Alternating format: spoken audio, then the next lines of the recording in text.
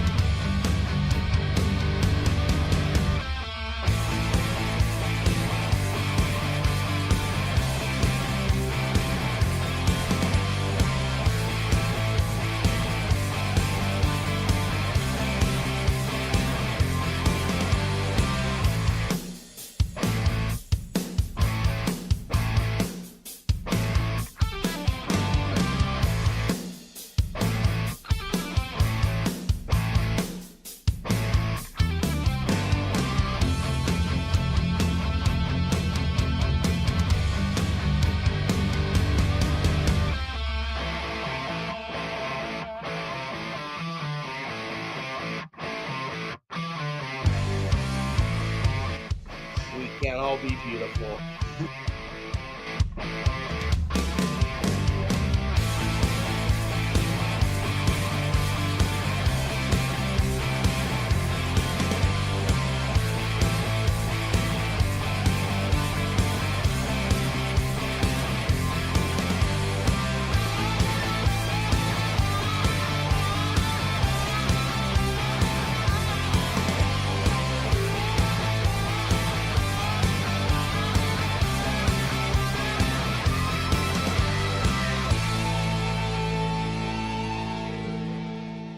You're in the danger zone.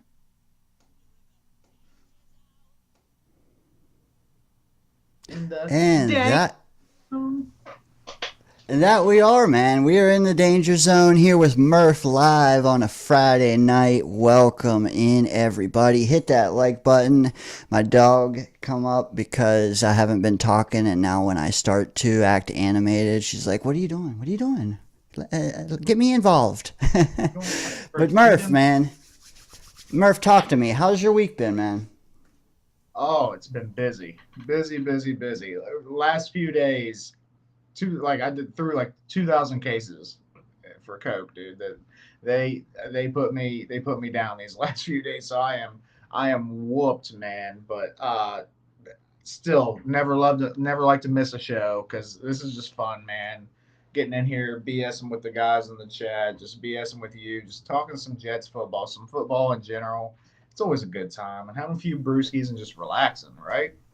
Dude, a little football talk, a little 100 humans versus one gorilla, you know, whatever strikes our fancy, man. I appreciate the people in the chat. I see you guys down there, man. I appreciate you guys. Literally, this is like, in my opinion, this is where you come to kick off your weekend, man. You just said it. You worked all freaking week, man. You were slinging 20 ounces by the quantity of 12 and 15 and 20, man, just hurling them. And this show kind of marks the end of that and the start of the party 2 or 3 days, right? I mean, what better way to spend it than coming in and having a beer, having two, sounding off on the team that we've been hearing about all week, right? And also, like, this isn't just a dog day of summer episode. Like, we had the rookies come. They signed their contracts this week and they showed up, right? Yes, and that's always exciting. I like seeing. I mean, it's not, the contracts aren't, anything crazy. Like, most of it's all set in stone anyway. So it's, you expect it to be done, but just seeing it done is nice, just hearing that they just got it done and over with, and they're not messing around. There's no distractions, and they're just, hitting camp and getting used to being around the building, getting used to being around the staff. And like, this is where the foundations are built, man. It really is, and you kind of hear a lot of the players saying that too in the pressers and stuff. That's really cool to hear. Is like Membu just come out and say, man, he sees what Glenn is trying to build already. Hey, it doesn't mean a lot in the grand scheme of things, but what it tells me is like the first impression is solid, and you know the saying, like, first impressions mean a lot. And if our first round pick's saying it was a good first impression, then I like that. I do. Yeah. We do have a couple, because like I said, they broke rookie camp this morning. We have some beat reporter accounts of what exactly transpired. We'll get to those. But before that, we have a guest in the Danger Zone for the first time. Yeah. And I always get amped, man. Like the big time guests that everybody knows, everybody loves. I love too. I do. But there's something to be said about a guy you don't hear from all the time, or you haven't heard of. You know what I mean? Like a new opinion, a new voice, and we have that tonight. So that's cool. We did that last week. Echo chambers in the Danger Zone. You know, we want to hear fresh opinions, fresh viewpoints. Make me think about it a little bit, you know? Yeah. And I'm not saying everybody that we bring on is going to disagree with everything that we say, and we may agree on a lot of things, but I'm just saying just fresh opinions and fresh views on a lot of this stuff is always nice, you know? So I'm excited, man. Are you excited? You ready to bring them in? I am. So this guy, his name is Anthony, but he runs the Jets Life podcast. I think a lot of us live that mantra, so like it's pretty cool that he chose that as a name. It's unique, it's his. And if you guys have you've never visited the Jets Life podcast on YouTube, I highly recommend, because again, like, he is sounding off, and he's got viewpoints that you haven't heard. He's good with contracts and financials, which that tickles my buds there, or whatever that saying is. But without further ado, let's bring him out. He can speak for himself, and let's get to it, man. None other than Anthony from the Jets Life podcast, YouTube, Twitter, maybe some other platforms. How is it going, brother? It's going great. Appreciate you guys having me on. Dane, you've been trying to get me on, and life just hits every single time. And finally, we had the opportunity to kick it off. Murph, first time hearing from you, whatever. I'll connect with you at some point too. But no, appreciate the time getting on here Friday night. It's a good time to get on too. Jets getting up, rookie mini camp getting rolling. A lot of opinions heard from these rookies, so a little bit to talk about in these quiet days leading up to what's eventually going to be the summer camp and training camp eventually. Yeah, so you are plugged in. Well, you know what? Before we get to the Jets Nuggets, talk to me. Like, how long have you been a fan? Are you in the market? Are you out of market? Because I mean, we are both way out of market. So, like, maybe a little origin story. Talk to us for like 60 seconds. Yeah, for sure. So, originally from New York, I was born in Staten Island. Father had season tickets to the Jets when I was really young, probably 4 or 5 years old. So remember plenty of games when I was little.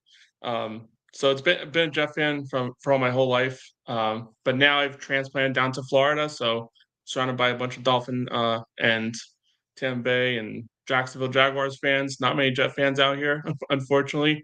But the few you find are pretty awesome to chat with and stuff. But yeah, been down here since 14, 15 years now. And loving it down here. A lot warmer than up there. Don't have to deal with shoveling snow. Don't miss those days, man. That's rough. I know at least 3 old dudes that have died from heart attacks from shoveling snow. Like, honest to God, I do. Like, it's crazy. It is crazy, man. I don't know.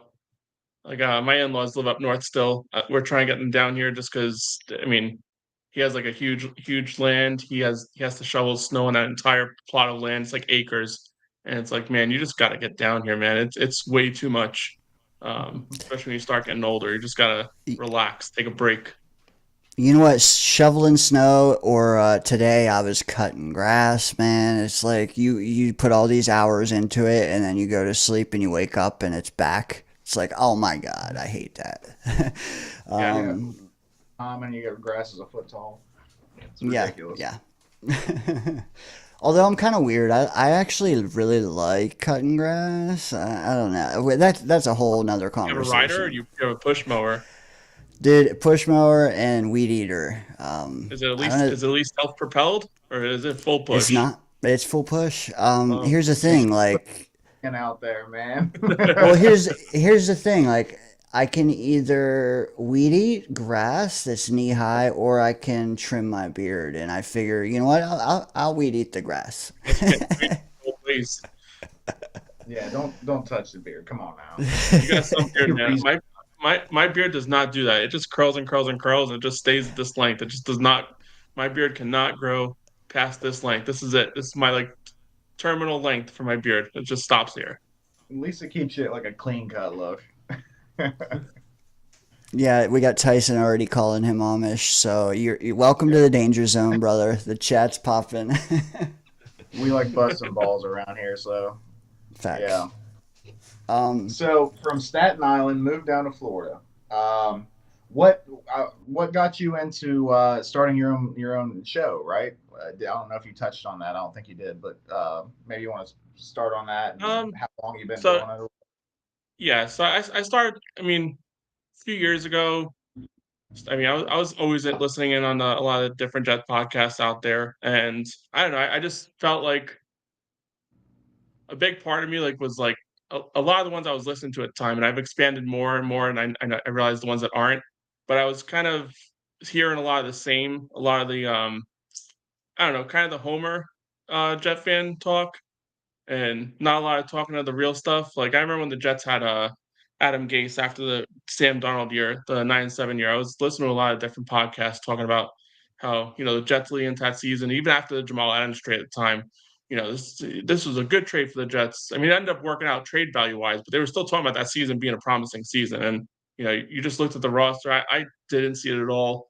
My siblings were like kind of like buying all that hoopla about like it's a good season coming along. So I just wanted to give like a different perspective, just a more realistic approach to things.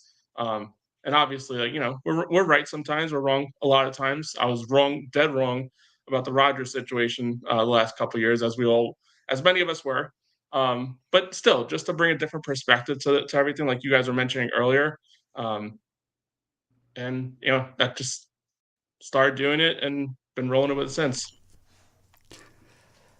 so you craved the ability to pitch your own take, basically, and Mhm. honestly, that's what gets a lot of us down this path because like Yeah. you can call even if you call into every single show all the time, like it's not the same as just like going on a 10-minute like tirade when you need to like how I have with the trade Brees Hall. I think like all off season it's just nice. Like, where am I going to go and do that, Mhm. especially out on the West Coast? I don't think, I might be committed if I just started talking about Brees Hall out here. Mm. I mean, you gotta put those ideas out there. I mean, at the end of the day, there's a point in time for all that stuff to happen. So sometimes you get ahead of it and you're right. Sometimes you get ahead of it and you're dead wrong, and you see what happens. But I was anything wrong with that. There's been a lot of trades in the NFL that nobody would expect at any given point in time. Who would have expected DK Metcalf to get traded this offseason? I know he's been talking about it for years, but when it finally happens, it's like, all right, like someone was right about it. Someone said it was going to happen this year, and they look like geniuses right now. But gotta get ahead of it sometimes. So Anthony, since you're new to the show and we haven't heard your opinions on a lot of things and stuff like that, I wanted to have you maybe kind of brief us, maybe give us some thoughts on just some of the events that's happened over, excuse me, this past off season. Mhm. First, it's the choice to cut ties with Rogers, right? Um, well, actually, first it would be the hire, and then it's the choice to cut ties with Roger. The hire of Aaron Glenn and Darren Muji, cut ties Mhm. with Roger, and then they're building up, and then we'll get into some draft talk here in a little bit. But I just wanted to get your thoughts quick on the whole Rogers thing. Were you against it? Were you with it? Did you Mhm. understand the thought process? Are you a fan of the hires of Darren Muji and Aaron Glenn as well? Maybe just give us a little overview on that stuff before we get into some of the nitty gritty. For sure. So I'll try and go chronological with this and tell me if I missed one of your questions. So obviously, the to start the whole off season, the head coach GM hire. Start with Aaron Glenn. Going into the offseason, I think, if you kind of tiered all the head coaching options that the Jets had at the time, it probably went some level of Vrabel, number one, or Ben Johnson. And then Aaron Glenn was kind of in that next tier. Although I'd put him still in that top tier with those two guys. Just obviously, Vrabel probably tier one, and then Ben Johnson, Aaron Glenn are you don't know what to expect out of them because they're coordinators turning into coaches. Knew Ben Johnson was never going to come here. He likely wanted to go to a situation with a established quarterback, not a reset, not a situation with an aging Rodgers, et cetera, et cetera. So Vrabel would have been nice, but once the Patriots job opened up, it was inevitable. So the Jets really got, when you kind of start crossing off names off the list, the guy that, was probably the best option for them. And the fact that he brings, that kind of like leadership role a little bit, the guy that was here when times were good, not great times, but still good enough. I mean, when he was there, after Parcells came here, the Jets took a turn for, obviously make it to the AFC Championship game in '98. But not even just that, the Jets went on a decade of good football. It wasn't great, but they made the playoffs a few times, inevitably going back to the AFC Championship game with Rex Ryan 09 and 10. But that was years and years of sustained success. Again, not throughout the entire time, but just at least a little fun, a lot better than what we've got going on right now. So to bring some of that old Jets back here, and he still lives that. You're hearing his voice. That opening press conference was amazing. I felt like he really hit on the tones that a lot of this fan base wanted to hear. The fact that we're the New York Jets, were built for this shit. Just it really hit home for any Jet fan who didn't remember about those good times and what Aaron Glenn was when he was here. It's good to get a little wake up call and hearing those, even hearing the Jet fans in the background, or not Jet fans, the Jet players in the background, Ruha, when he said it. That's all still there. There's still something there. It just needs to be rewoken, and maybe Aaron Glenn is the right guy for that. Proceeding down the line of where things stood with Aaron Rodgers, I mean, I think the writing was on the wall. I think if you went through the season, at least at the end of the season, I would have said there was probably an 80% chance he wasn't here, 20% chance he was here. And that 20% chance was if the Jets hired somebody that, for whatever reason, wanted what would eventually be the headache of Aaron Rodgers. After it's all said and done, and especially after the Pat McAfee interview that he just had recently, you're kind of glad that it's over with. Glad they moved on. The fact that, he's took that opportunity to kind of bash the team and fans openly like that. It's kind of a little slap in the face, especially for a fan base that welcomed him with open arms, embraced, especially coming off a bad year, but embraced him coming here and really had the same vision as him, that this could eventually lead to great things. The Jet, and even the Jets as an organization, they did, at times maybe like you would consider what they did for him, a little embarrassing as far as how much they really did for him, bringing Lazard in, bringing in Cobb, conversating at least with some of his other options. They did, for him, like what I feel like he should have at least had a little respect for. And the fact that he took that opportunity when the Jets really kind of had every intention of just moving on and talking to him man to man. I mean, let's not forget, his cell phone doesn't work in Malibu. So that was a big talking point. So all of a sudden it's like, all right, why are you wasting my time by making me come over here and not just calling me? No matter what the Jets would have done in that situation, I think his ego would have gotten in the middle of it. And I think it was, the right time for it. And then, did you ask did I miss a topic, or was that just me? No, it was just like the head coach hire, Muji. I mentioned Muji, but you don't have to touch on that if you want. And then The Muji thing, I mean, I think that was just the Aaron Glenn choice. I think this is Aaron Glenn's team, like from top to bottom. I think Muji is just the GM by title, and obviously he makes those decisions too. But I think whoever Aaron Glenn wanted to be the GM would have been the GM at that point. Aaron Glenn was a target for the Jets, especially after those top two names just weren't available. And Muji, I guess, whatever had some relationship with him, whether it's Sean Payton, endorsed him or whatever it might be. But I think that's the Muji hire. I don't think it was, I don't think Muji was the target. I think Aaron Glenn was the true target. Yeah, and honestly, I think a lot of Jet fans have since like moved the goalpost. Like, if you asked any one of us 6 months ago, who the hell is going to be willing to take this job?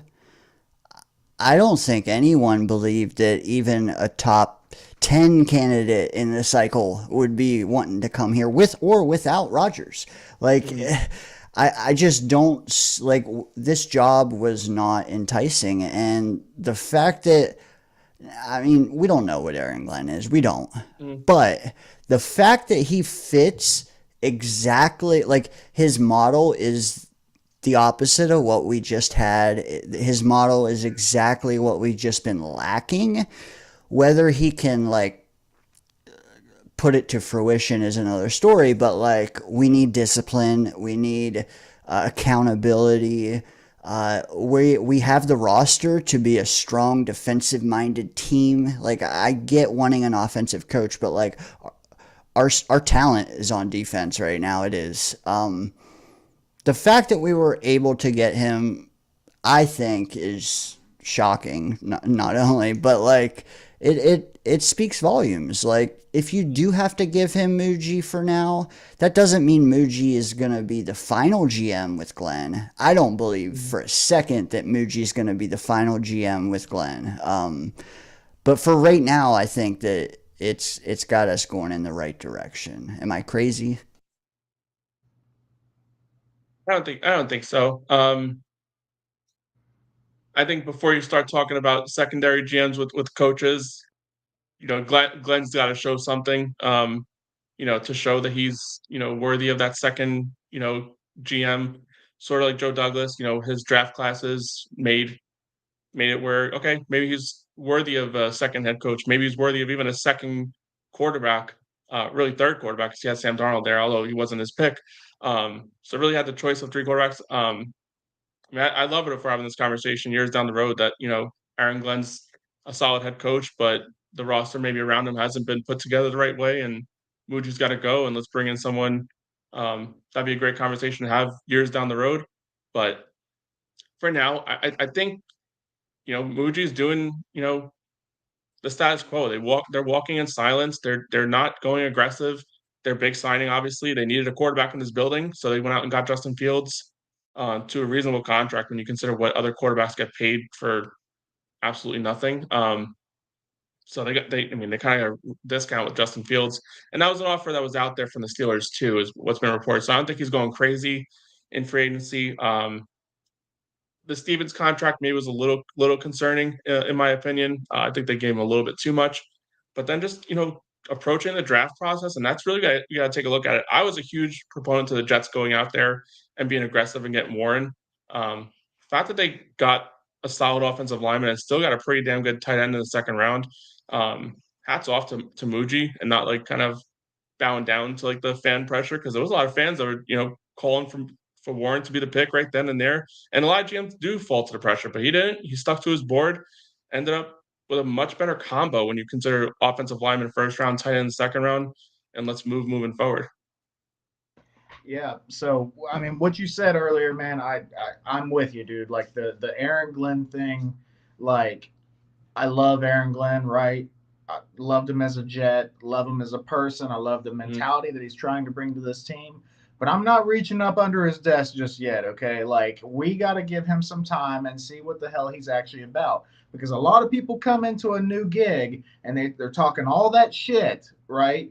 We're just going to do this. We're going to be a tough-nosed, hard-nosed football team. We don't mess around, blah, blah, blah.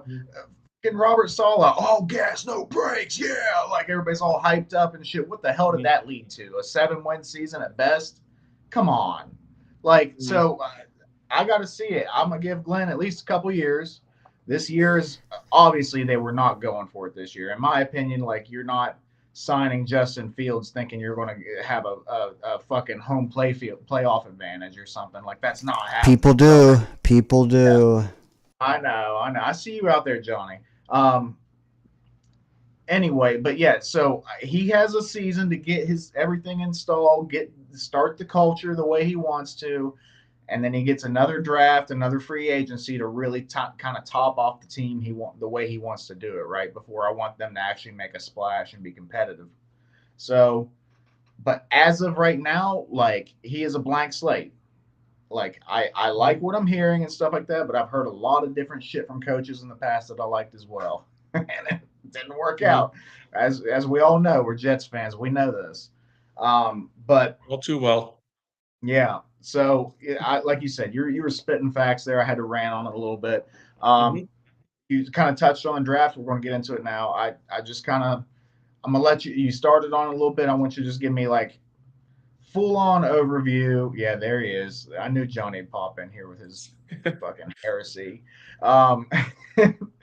Anyway, just kind of give me a full on overview of, or just like, you can throw a grade out there if you want, whatever. Just give us an idea of how much you liked it, why you liked it, why you didn't like it. Not just the first and second pick. Give us, what do you, give me your feelings here. Darren Muji's first draft, Yeah. or Aaron Glenn's, if you look at it that way. So going into this draft, I think it was pretty obvious the Jets needed about 3 or 4 starters in this draft. I think they hit it. Obviously, offensive lineman first round, he's going to be a starter day one. They were desperate for tight end help. Mason Taylor should be penciled in as your opening day starter for sure as well. Third round, they went corner after just paying Stevens. I think that opens up the opportunity for Stevens to, or Thomas and Stevens to compete for the second cornerback spot. So could he be a starter? Probably, maybe year 2, maybe year 3. We'll see how that eventually develops. But then I really liked the pick of Malachi Moore. I think they drafted him in the 4th round, 5th round, wherever it was exactly. When you get an Alabama safety, usually means good things. When you get an Alabama safety that was a former captain under Nick Saban, that says a lot of good things right there. So I thought that was a strong pickup, and I think Malachi Moore is going to be starting. If not early in the season, definitely by mid-season. I think the Jets are obviously desperate for some safety help. I can see that being a move as he develops, eventually being that starting safety on the back end.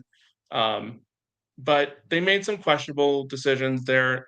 Arian Smith probably had overdrafted a little bit, but I think the Jets had themselves in a weird situation where they were desperate for speed at the wide receiver position. They have Garrett, but outside of that, there's not much speed at the wide receiver position. So maybe it was a situation where, we're talking about him being a 5th or 6th round pick, but maybe it was more and more teams. These front offices know what's going on, and sometimes we feel like it's a reach, but maybe not. He's a speedster, has drop problems. When you draft a receiver that can't catch the ball, it's a little concerning. But I think that was probably the one issue I had from players that they drafted. And I really would have liked if they would have addressed the defensive line at some point in this draft, never really approaching it. I know they got their 7th round pick or 6th round pick. They got a couple of guys, but you really can't trust those guys to be contributors day one. At best case scenario, they're special teams guys that eventually could develop into role players and maybe eventually starters. But I'd probably say I give them a B, just for the facts of not addressing defensive line, especially with it being a weak spot, and maybe reaching for a receiver earlier than they should have, or at least a specific receiver. That take is on point. I mean, you won't get any arguments here, man. DT, we were screaming. I mean, I can't count how many times I said Darius Alexander's name during our draft streams. And then Arian Smith, who Johnny in the chat loves. He watches Georgia football. He loves the guy. I got to see more of him. I got to see him in this offense before I can crown him anything. But maybe tell us, who is your favorite pick and your least favorite pick of the 7? I'd probably say favorite pick would have been Malachi Moore. I think it's a toss-up between Malachi Moore and Mason Taylor. Listen, the Jets have been desperate for tight end help for years and years and years, dating back to as long as I feel like I remember. I feel like we've never had solid production at the tight end position. And, when you look at like the history of the tight end position, like it's alarming how many tight ends just don't have done absolutely nothing with the Jets. I stated earlier with Malachi Moore. I think he's a starter at some point. And looking at pick 130. I knew it was like fifth or sixth round that we got him. I think he's probably the one that kind of enticed me the most because Aaron Glenn is going to be all about that secondary. I mean, I know he talks about being a coach, a football coach, not a defensive coordinator. Well, at the end of the day, he still coached the defense side of the ball, and he was a former defensive back in the NFL. So when he goes after someone, especially in defensive back room, they're gonna learn a lot from him. And I think Malachi Moore, again, coming from Alabama, Alabama's been spitting safeties out for years with a lot of success. So I'd probably give the edge there from a value standpoint. But Mason Taylor being that second round pick after, me being up in arms that we didn't get a tight end in the first round and eventually piggybacking, solidifying the offensive line, and then still getting the third best tight end in his draft. I think that was, just that combo of 7 and 42 is pretty outstanding for me. Yeah, I think we were all elated after after the second round. I think all Jets fans were lit at that point. Mhm. I know I was. I was really excited because like you, I liked Tyler Warren too, but like I was a Membu guy. I Mhm. just thought the fit was just too good. You know what I mean? Like we needed a right tackle. He Mhm. specifically plays right tackle. He's got a dog mindset to him. He seems like he's going to fit like this whole mentality, this whole Mhm. culture that Glenn's wanting to do. It just felt right, But like I said, I wouldn't have been upset about Warren. But I think that the way they went by going tackle first allowed them to still get a quality tight end. And I don't know if you'd have flipped it if it would have worked out because Yeah, we and saw I the and patterns early. I actually looked at that because I mean the eyes I was on was like Cornerly like falling in the second round.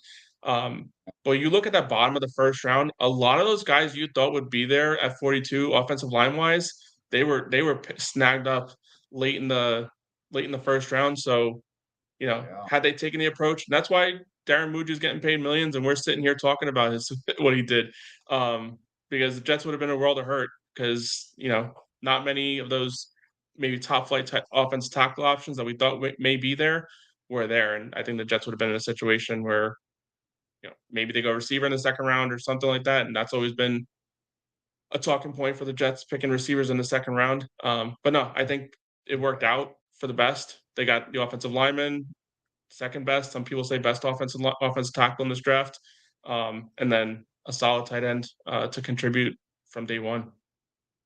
Yeah, I thought for sure going into the draft, I thought that either at 42, either Connerly or Simmons would have been available, right? I Mhm. thought for sure one of those two were going to be there, and I thought both of them were pretty good prospects.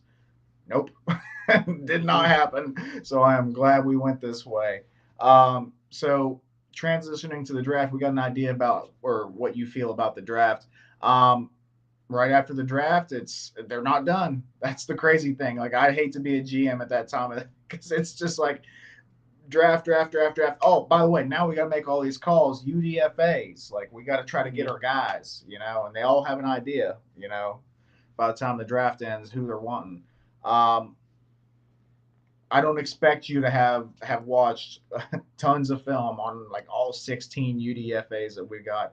I don't even know all their names. I'm gonna be honest with you. I can't remember all their names. I'm trying to. But is there The one anybody that stands out? Is there like a couple guys that you're like, okay, like let's keep an eye on this guy. Let's see how it goes, or anybody that you're really feeling? the one I got my eyes on is Donovan Edwards from Michigan. Okay. I completely forgot about him because he had a pretty down year last year, but the year before he looked promising behind that and it was an elite offensive line, so you got to take that for what it's worth. But he was damn solid in that championship run for Michigan. There were games where they handed him the rock and he just pounded, pounded, pounded. Um, and the way Harbaugh was, he if you were giving him 3 or 4 yards, he's gonna take it and he's gonna run the ball 4 times and get those 3 or 4 yards every time. I think it was forget what game it was. I think it was maybe in the Ohio State game where they literally took that approach on the final drive and just handed this guy the ball consistently, consistently, consistently all the way down the field or maybe it was the Penn State game. I forget what game. But when I heard that when the draft was over and I was getting those alerts of, oh, the Jets picked up this guy, the Jets picked up this guy. It's like, all right, whatever. Ryan Clark's son, whatever. Okay, whatever, fine, whatever. When I saw the name Donovan Edwards popped up, I'm like, oh shoot, I completely forgot about this guy. Didn't even know he was available. I'm kind of surprised he went undrafted, especially after the year he had a couple years ago. I mean, teams pick running backs late in the first round, or not late in the first round, late in the draft, just for the sake of having a couple of extra running backs at camp for whatever reason. And the fact that the Jets were able to get him, that's the guy I have my eyes on. I think he's probably going to find himself being that third or fourth running back. It's going to be tough because the Jets have a couple of running backs there already um, with Allen, Davis, and obviously Brees Hall. So it's going to be hard to keep 4 running backs, but I think Donovan Edwards is going to do enough because I think he's got that skill set that maybe the Jets are missing. I know Braylon Allen's a bruiser, but still kind of didn't do what I felt like I wanted to see out of him in short yardage situations last year. But Donovan Edwards has proved it, with Michigan and behind a strong offensive line. And guess what? The Jets have a strong offensive line with multiple first round picks aligned the front. So he's going to have that power up front. The Jets can run the football a lot. So it doesn't hurt to have as many running backs as possible. Outside of that, I couldn't tell you much about really anybody else. I hear a lot of promising things about Wygant being that maybe 9th or 10th offensive lineman, but I couldn't tell you enough about why I feel like he's there. I've just, for whatever reason, he's popped out to a lot of these folks out there that he's going to make the roster. So we'll see what we see in train camp and eventually in preseason games. See if he kind of takes himself over the top. But outside of him, I really don't see much else out there. Yeah, Yeah. I mean, there's some interesting names on the list for sure. Donovan Edwards was a good call out. Dane, was there somebody that you were wanting to shed a little light on? Skinner, I think he's talked about a lot, and I've seen a few reps out of him that I liked, but I got to see more before I just crown him. I mean, these guys, we got to realize these are guys like, what, 90 to 110. Like, they got to really show out, but I like what he said about pointing to the guard. I think that you got to look at what a guy brings to the table and what we have in-house before considering whether, to pay a guy mind or not. And one thing's for sure, like, we need competition at our backup guard spot because we don't know what's happening to our starting guards, and our backup guards are booty cheeks. So if Wigan, or however you say that, is good, hey, fucking A. Donovan Edwards. Let's not forget, too, just get ahead of the curve a little bit, that both AVT and John Simpson have expiring contracts after this year. So doesn't hurt to kind of potentially, hopefully, develop somebody you can eventually see as a spot starter until maybe 100%. next year's draft. You can get one in the second or third round. But, yeah, definitely guard is a position that we need to start looking forward to for sure. Facts. Edwards, I love. If we can find a way to practice squad him, do it, man, do it. And that's another thing, like, that it brings me to the point that I did want to make tonight, and that was, like, a new regime is awesome because it gives the roster bubble guy, like, the guys who were in favor with Saleh, they have to earn it again. Like, and the Glenn and Muji regime, they're going to have their own guys, like their Chaz Surratt, their Xavier Gibsons. Those guys are all going to be shuffled up. So, like, we might see a guy like Donovan Edwards make this team. Skinner make this team. Like, let's go, man. We need an infusion of fresh air in a lot of those rooms. Murph, is there a name that stands out to you on this list? Oh, yeah. There's a name. And Yes. Anthony, Anthony didn't mention him, and he admitted, which I appreciate like that's something that we love here. I'm gonna sit here and tell you I have not watched the fucking film on this guy. Like I'm gonna sit on here and talk my shit, but I'm an idiot sometimes, okay? Because I don't have the time to sit around and watch film and stuff like that. I'll tell you that stuff. So I appreciate that you, Anthony, weren't like, oh, I know everything about all these guys. You're like, no, I'll tell you things about the guys that I know and stuff like that. Well, off stream, I happen to mention I'm a West Virginia guy.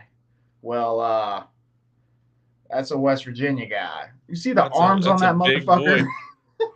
That's a boy. And guess what position we were screaming in the draft we wanted, right? Defensive lineman? Tackle. Yeah, I'll take nose that. specifically. I'm not messing with that boy. I'm not sure many people want to either. Nose tackle specifically. Now, the dude ain't got a pass rush arsenal.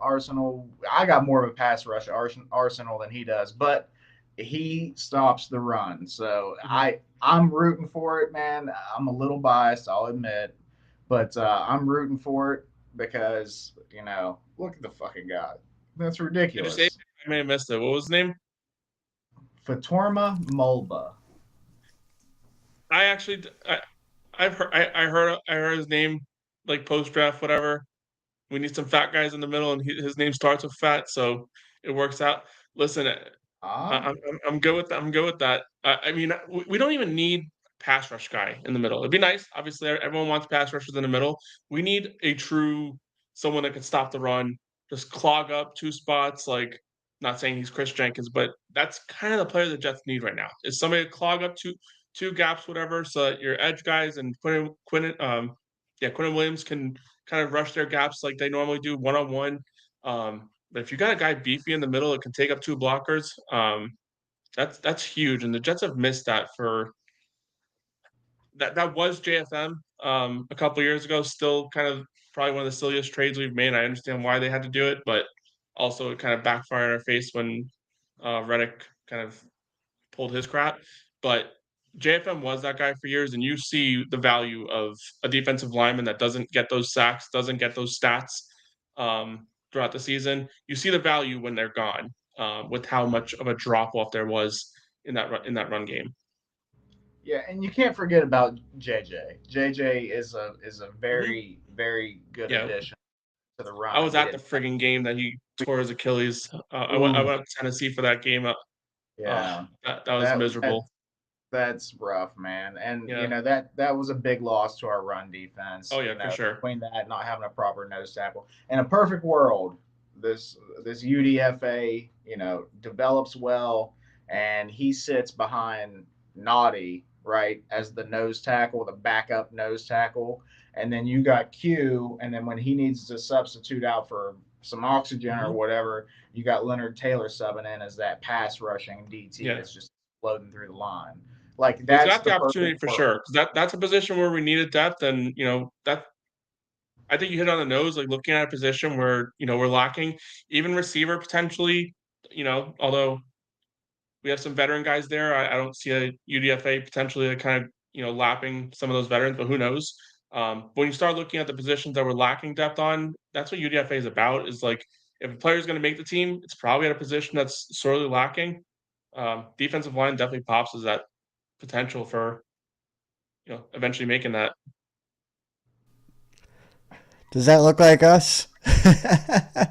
Oh geez. I don't know how I lost my beard in it though. That's I'm the one out of us. But it's probably doing the thing because I'm always doing shit on the camera. Like, hey, I tried, man. That's fine. I'll tell you this much. AI, they did not want to give Anthony a beard. Well, they did, but they kept giving a mustache, and I'm like, no, no mustache, only a beard. I try and keep it down, but there's a little fuzz there right now. It's not cleaned up. I did want to throw that in to mix it up, Murph. If you wanted to spin some other way, that's fine. But I do have some tweets from today I want to get to before we lose Anthony. So. Oh yeah, you're good. Go ahead. Okay. Because as we know, guys, rookie minicamp fired off today, and it ties into exactly what we've been talking about. All these rookies we just drafted, all these undrafted guys that we somehow coaxed into coming to Gotham. Couple things, and these are not in chronological order, but I did grab a few tweets from today that we can just go through. And guys, if you can give me your take on what exactly was tweeted, I'd appreciate it. Let me start. And a lot of these are from our beat. They're sound opinions, but this one here, I guess I shouldn't have started with this one, but Zach Rosenblatt was he was glazing a little bit. He saw Cook throw to Mason Taylor, who caught it, and then made some nice moves after the catch, guys. That is the key, because Taylor's going to be a yak guy. But he said it would have been a nice gain in a game, and then a fan obviously gave Zach some shit, as we should. But what do you make? I guess I don't think we talked about Cook at all. So if you have a Cook take, give it to me. But also, what do you think about Mason Taylor? We talked about him being tight end 1, but maybe like what that looks like in this offense. Do either of you have a take on either guy in that regard? You can start, Anthony. So obviously, good to see kind of why we drafted. First off, let me start off with, it's good to see the rookies that we drafted actually participating in rookie minicamp, because that was a big thing under Saleh, where the rookies never showed up, or not they didn't show up, but they didn't participate in the drills. It was he claimed it as like an opportunity for the UDFAs and the walk-ons, or whatever you want to call them, like to come in and earn an opportunity, whatever. But listen, you're already giving these rookies like a little bit of a pedestal if you're saying you don't have to practice. So good seeing that these guys are out there actually doing stuff, and good to see from Mason Taylor that what we're hoping to see live in games down the road is happening on the practice field. Whether it's a rookie mini camp or not, he's still got to go out there and compete, and he's doing what we want to see out of him. Brady Cook, I mean, until further notice, he's a camp arm. He'll compete with Martinez to be potentially a third quarterback, or that practice squad quarterback type of thing. We'll see what that eventually turns into, but right now I just got my eyes on the top guys for now. Yeah. I mean, the Brady Cook thing is what it is. I mean, how often do you have a UDFA becoming a starting quarterback in the league? The kid, he was talented in college. You know what I mean? Like, I'm not against him at least being a camp arm. Maybe he can even be a practice squad guy. He could be. He could be our next. I forgot his name already. Oh man, he was the preseason star. Anyway, so I'm down for having him around, even if his first name isn't Brady. Ugh. But the Mason Taylor thing, man. Any positives that I see out of that, I'm taking it and running with it. I'm gonna have good dreams tonight about Mason Taylor catching tutties in the end zone. That's I'm manifesting it. Finally, a proper tight end 1. Like best that we've had since Dustin Keller, and hopefully eclipses that too. So anything I see positive, even if they are just in shorts and tossing the ball around, I'm gonna take it. Yeah. Fair enough, guys. Fair enough. Let me get to the next one here. I did throw one in there while you were talking, Anthony, just because it was Samini saying exactly what you said, and it's nice to see our draft picks actually participating, unlike the previous regime. So kudos to you. You were on the money with that one. Guys in the chat, I do have the roster of everyone who was there today. I don't think we need to put it up, but if anyone has a question, I can bring that up. A big name in our draft class, though, a very polarizing name, needs talked about next, and another guy that Johnny is familiar with, but without further ado, let's get to him. I have a couple tweets about this guy. Let's just rip off the scab. Rosenblatt again. Arian Smith said he ran a 4.2840 at Georgia. He knows everyone talks. He knows we talk about his drops, guys. He's calling us out. He knows we talk about it. But he is putting in the work to overcome it. He said it was an issue of focus in college, not technique. Any nuggets you got to say about that? I kind of like the acknowledgement of the issue. Something that I feel like this team has severely lacked is that accountability. It was a word thrown out there last season, especially after the Saleh firing, and it obviously got even worse after Saleh got fired. The lack of accountability. Um, Listen, I love a lot of players on this team, obviously, but there's something to be said about the me attitude at some points in time that I feel like everyone feels like they're the greatest thing in the world, and yet we're not jiving and we're not gelling as a team. And the best way to really kind of fix that is each player has to be held accountable for what their issues are and needs to develop and move forward. And for Aaron Smith, a guy who's just walking into this building, to understand his issues throughout the draft process, throughout his career already. The issue that needs to be corrected is his drops. I don't know how he fix it. Bring a jugs machine home and catch 1,000 balls a day, whatever. I don't know what it takes exactly to kind of build that confidence and build that you know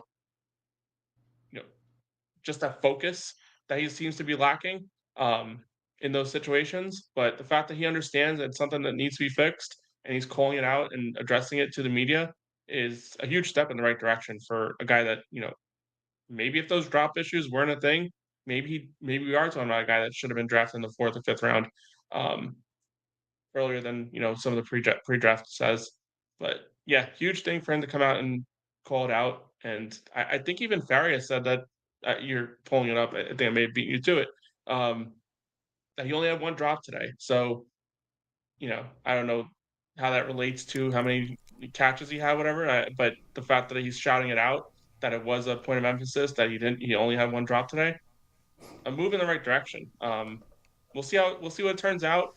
Obviously, we'll see a little bit of it in training camp. What does it turn? We're going to see those issues in training camp. We're going to see those issues in preseason games, and hopefully not seeing them in regular season games. But it's the nature of the beast. It's gonna creep its head, and how does he rebound from that?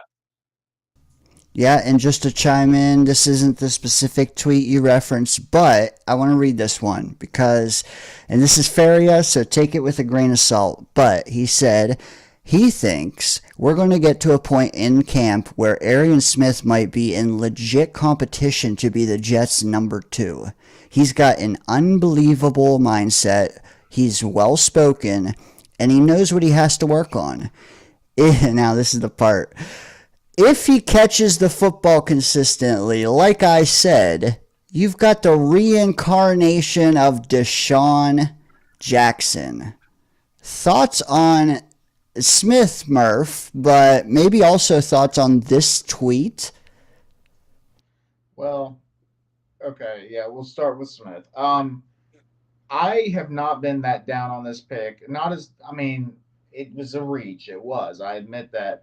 But a lot of people were really flipping out like it was the worst thing, and I can't get with that because you got somebody that has an absolute elite trait, and I think that I'm not understating it either. Like this is a dude that I actually did watch some film on after the fact, and where they're saying that he was saying that he ran a 4.28. I know his combine was only like what a 4.36 or something like that only. No, he probably is in the 4.2s. The way that dude just lights up the turf as soon as that ball is snapped is absolutely incredible. Like I was saying, I think it was last week on the show. Like by the time if the quarterback is in shotgun, by the time the ball hits his hands, Arian Smith is 25 yards down the field already. Like if he's running a go route, it's crazy how fast he is. Like that is Deshaun Jackson type speed. Um, Now it comes down to the mindset, and I love the fact that he admits it because that's something I can't stand about a lot of players. If something is brought up and the media brings it to their attention in an interview, they basically brush it off like it'll work itself out. Like what I do is right. I have an off-season training program that I do this every year. It works for me. It's always worked for me. Blah blah blah blah. No, no, dude. Like you have to admit when you have a fault. You can never get better if you don't recognize where your faults are and work on them. And he has already, found his fault. Not that it was hard to find, but he has already found his fault. He's already admitted it, you know, and he said, "I'm gonna work on it. I'm gonna make sure I'm better," and that's something I can appreciate. So I think with the right coaching, and if he keeps this mindset, that there's potential he could. I'm not putting him into Sean Jackson status necessarily. Our buddy Nick Ferry likes to get a little optimistic sometimes, but when you're Eagles fan and you've seen 2 Super Bowl wins in your life, I mean, whatever. I guess you can be optimistic. But I'm not putting him there yet. But I think he could be a very solid contributor on this team. At the very least, he can be a hell of a decoy and open up the damn field a little bit so Garrett can work his mid-range game, because we know that Garrett can do that. That's exactly what. Yeah, well, that's exactly what we need to is someone to prevent 8-man boxes. A guy with 4.28 speed does that, whether he drops a million or not. And the other thing is like, it's a little more damning if you have drop issues and you're a possession receiver and we're counting on you to run a slant on 3rd and 5 and catch the ball. It's another thing to have drop issues when we're throwing you 45-yard bombs like once or twice a game, and you might have 40 targets all year. Like I think he can still be an asset, and the fact that we took him in the 4th round. People forget we took him in the damn 4th round. I think we can get that. Yeah, dude, we can get that investment back. I really do think so. Ferry again chimes in. Thomas and Smith, I think, is a great pairing to see against each other. I also want to see Thomas or Smith against Sauce. I think that'll be great for our secondary to let's just throw Smith at all those guys, because I'm tired of a guy named Booty beating our CB1. So maybe this helps that. Are we going to start with the iron sharpens iron yet, or is it too early for that? Oh, dude. No comment there. That's like iron sharpens pencil or something. You know what? Wide receiver 2 is a debate, and I have a feeling we're going to be talking about it a lot tonight. But while Anthony's here, let's just throw another guy at him, Alan Lazard, and a big talk this week is, are we trading him? We know why, right? Aaron Rodgers, Pittsburgh, Pickens, Aaron, Lazard. Like, we see the connection. But what I will say is, I'm sure you guys have seen this week, Alan Lazard came out and cryptically alluded to the fact that he's not effing leaving. Do you think that he even knows whether he's leaving or not? And what are your thoughts on him actually sounding off on this? So I'll chime in first on this, I guess. So the one thing I'll say on the Lazard thing is he did take a pay cut. So there's something to be said there on that. I think that has good grace for the coaching staff and the front office that you're willing to take a pay cut for staying here, whatever. Now, what could happen is, depending on how the season goes, 3 or 4 weeks into the season, 5 weeks, whatever, then that could be a situation where maybe you can send him packing and, send him out to Pittsburgh with Rodgers or whatever have you. But I don't think, especially with the Jets being so weak at wide receiver 2 and the depth of wide receiver. I mean, I know Lazard's a liability in his own right, but he kind of is maybe our second best option right now, as bad as that sounds.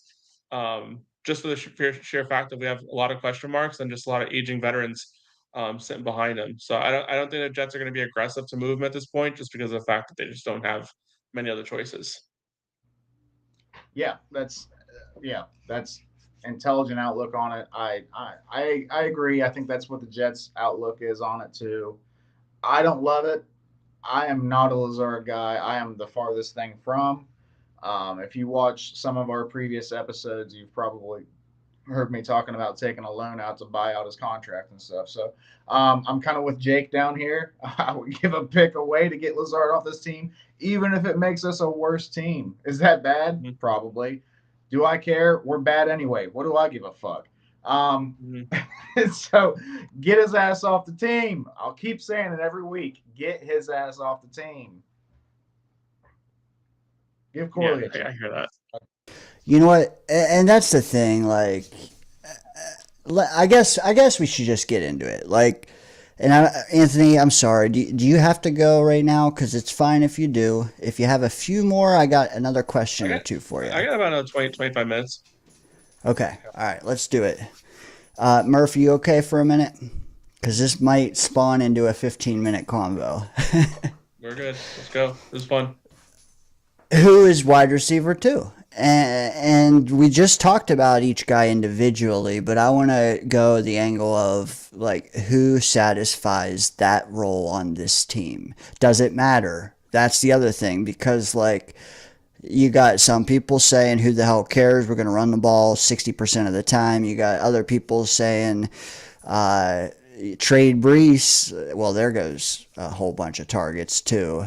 Trade Lazard. Then it's like, what? Like, talk to me. What's the vision you have? And as my dog is chewing on a squeak toy, what's the vision you have for wide receiver two with this roster as currently constructed?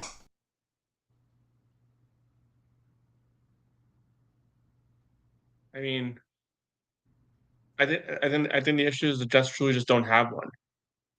I think their wide receiver two is really just like a mix of a bunch of wide receiver threes and fours. And I think the Jets are gonna go out there and truly mix match with all these different players with different opportunities. And if one of them jumps out of the pack, then so be it. That's your guy. I think they would have liked to have a guy like Tim Patrick in the offseason, but I mean, you're talking about a guy that, kind of bounced between teams. It's still like that's what the Jets were dealing with in the offseason. They were really taking a small approach to the wide receiver two position. Rightfully so. They needed to build in different areas. But I really just don't think there's a player right now that they look at and say that's truly. I know there's probably an unofficial depth chart out there that labels somebody out there, and it probably is Lazard. I mean, if you're really kind of thinking about it, but I don't know who's going to be that wide receiver too. It's just going to be a mixed match. As far as secondary receiving option, I think that's going to be Brees is probably going to be the one that gets the you know, second in targets on this team, and then maybe even Mason Taylor getting a lot of the bulk of the targets there. So you're talking about 1, 2, and 3 right there between Garrett Wilson, and then just a mixed mash of a bunch of wide receiver threes and fours getting whatever's left over. All right. So first of all, that layout, Dan, you got the dude picking his nose. That was funny though. All right, it was killing me. Anyway, um, spitting facts, Anthony. Exactly. There's a difference between wide receiver two and pass catcher two, and that there's a big difference, especially on this team. It is Brees or Mason Taylor likely as the target when you're looking at targets as our second receiving option. I think.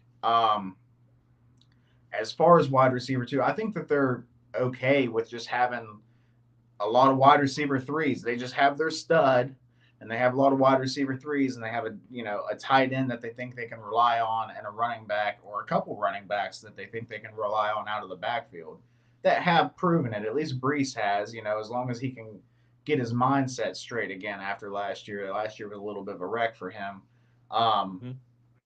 I I think that they want to see what they have in their guys this year because they have draft picks in this room. They have young guys in there. They got Corley, they got Arian Smith, and they even made sure they had a veteran in the room too. And I think they are pretty high on Josh Reynolds. I was I gonna don't ask know. on Corley, like, where do you guys stand with him at this point? Like, where do you guys? Do you think it was just poor coaching last year? Do you think there's some uncapped potential there, or do you think it's just one of those situations where we just drafted a player that looked good in college and isn't it in the NFL? Because I think the that would be coaching the staff. answer. That I would think be the the best coaching answer. staff. The coaching staff were fucking idiots last year. Okay, they're giving Mm-hmm. Alan Lazard all this damn play time, and they draft this guy Corley, who is supposed to be their second or third or whatever fourth highest receiver in the draft. Yeah, okay. You had him over BTJ. I get it. Sure. Yeah. All right. They draft this guy and they talk all off season is how he's the yak god, the yak king, and all this stuff like that. And then they don't give him hardly a chance on the damn football field. Like, this is, I understand he made a mistake, and you see that all around the league. It happens 3 or 4 times a year. Like, you see it It's on such a the stupid Kansas thing City too. Chiefs. It is You such see a stupid thing. it's so stupid. I trust me. Yeah, I get it. Blows my mind though. You still got to get.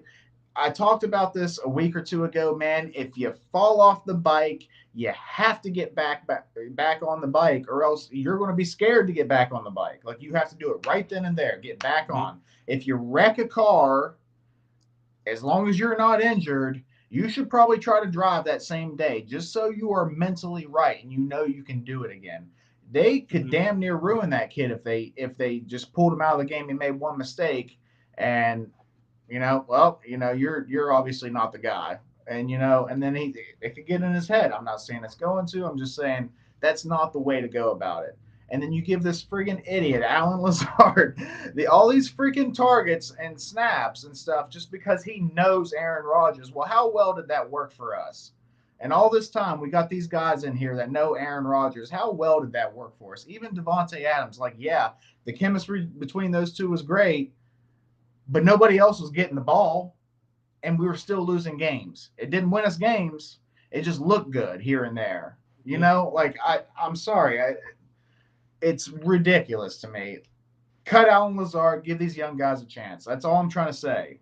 And that's what I think they're going to do this year. Well, they're probably not going to cut Alan Lazard, but hopefully give these. That's the thing too, right? Like, cause like we talk about it all the time, like bring in Keenan Allen, bring in Amari Cooper, but like, okay, you bring in Amari Cooper, you take him and Lazard, and you add up their snaps. It's probably going to be 1,500 snaps, which is 1,500 snaps that the rest of our guys are not getting. I think you need to decide, or at least know what the hell they have in, like, what is their vision for this year. Are you trying to clinch a playoff berth? Because then, yeah, maybe get an Amari Cooper. But if you're not, and if you're just laying the groundwork and trying to decide like who you have on your roster, who's good, who's not, why the hell are you going to get Amari Cooper? Why the hell do you want Keenan Allen? Why the hell do you even want Alan Lazard for that matter? Just cut them all. Fucking, we need those snaps to go to guys under 27 who haven't hit their peak. They haven't, like, we need to develop. You're not developing Amari Cooper. You're not developing Keenan Allen. They're not going to be here when we're ready to make a push for the championship. So why even give them the snaps? Why give them the money? I don't get it.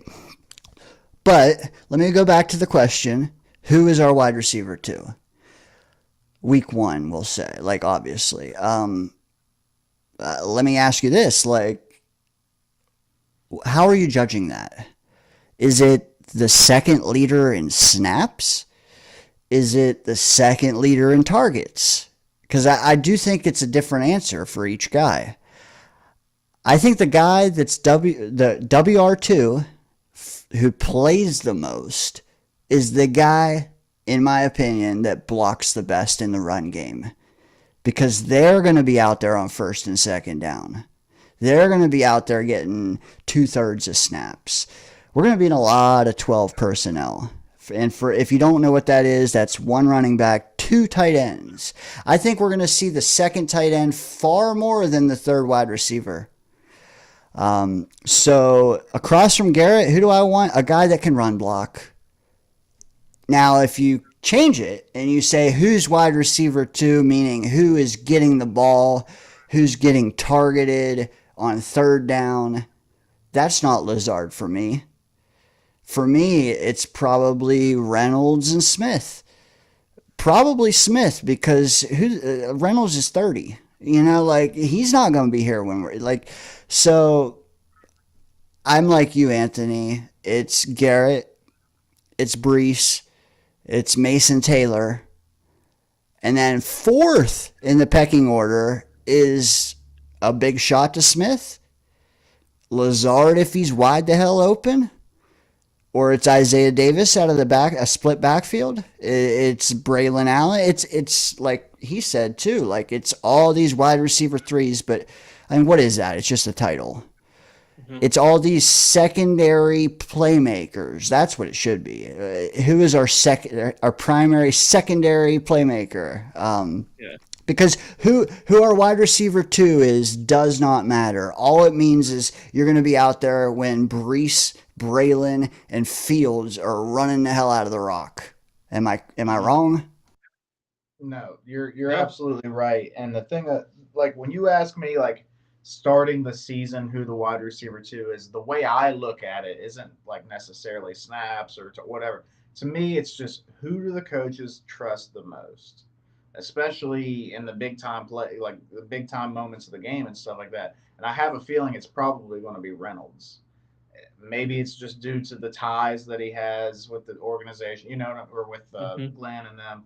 But I think that they're gonna value his veteran savvy. We'll call it. I think that's who, at least in the beginning of the season, they're going to probably rely on a lot. Um, and then hopefully as the season goes along, they're going to do this thing like you mentioned earlier, Dane. This develop, right? And that's something that Aaron Glenn has been preaching since day one. And that's another thing I love about Glenn. He keeps saying, "Hey, I'm a coach. We are coaches. We're going to coach these boys. We're going to develop them, show them how to play the game of football in a professional fashion, right? And if they can do what they're saying they can do, and that's a big if they can do what they're saying they can do, we might be like, shit, we got two or three wide receiver twos. You know what I mean? If Arian Smith hits his potential, if Malachi Corley hits his potential, those guys can be fucking hell of a playmaker. Like those are playmakers, right? And you got your stud in Garrett. If Brees gets his head on straight, you have an absolute stud at running back too, with a couple solid backups behind him as well. Mason Taylor, he's a rookie. He has a lot of potential. He's got the body. He's got the athleticism. He's got the pro like lineage. Like he's got the mindset. He hits his potential. We could be dangerous in a sense. I'm not predicting this at all, guys. I'm just saying, like, obviously, if guys hit their potential, it's not a problem. So if Glenn does what he says he can do and coaches these boys and they develop and learn, we won't be worried about this wide receiver two thing next year. I'm with you, man. I think a lot of it comes down to too is how are you going to get these guys the ball in their hands? Like, obviously, Arian Smith's the speedster, and you got to give a little bit of thought of where Tanner, whatever his last name, Engstrand, I don't know exactly how to pronounce it. We got to take a little bit of a dive into like where he came from under Ben Johnson.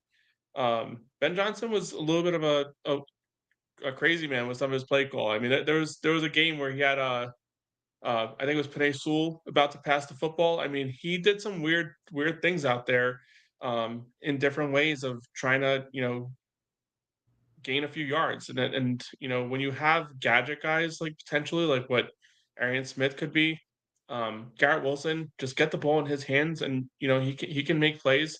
I kind of wish he would juke a little bit less sometimes and just be aggressive and get those yards instead of dancing as much as he does. But it's going to be a huge emphasis, especially with how much the Jets are going to run the football. It's going to be RPOs all over the place. I think that's going to be a big thing too. This team isn't going to be built on, the deep ball because it's going to take time to get there. But eventually, when you start kind of shrinking the field, things open up downfield. And is that a guy like Arian Smith? Is it going to open things up for Garrett Wilson downfield? We'll see how that goes. But I think that's going to be the real key: is what can you get these guys the ball and can they make something happen with it? Yeah, I mean, Fact. scheming is very important. You're right. Corley I throws do down think picks too. I mean, that's again the perfect answer to that question is Garrett Wilson, Corley, and Arian Smith. Are your 1, 2, and 3. That's the perfect answer to the problem. Because then you're talking about 3 young players that can be your wide receivers for the foreseeable future. We've seen this game with the Jets so many times; it seems to never work out in our favor like that. But that would be the perfect answer.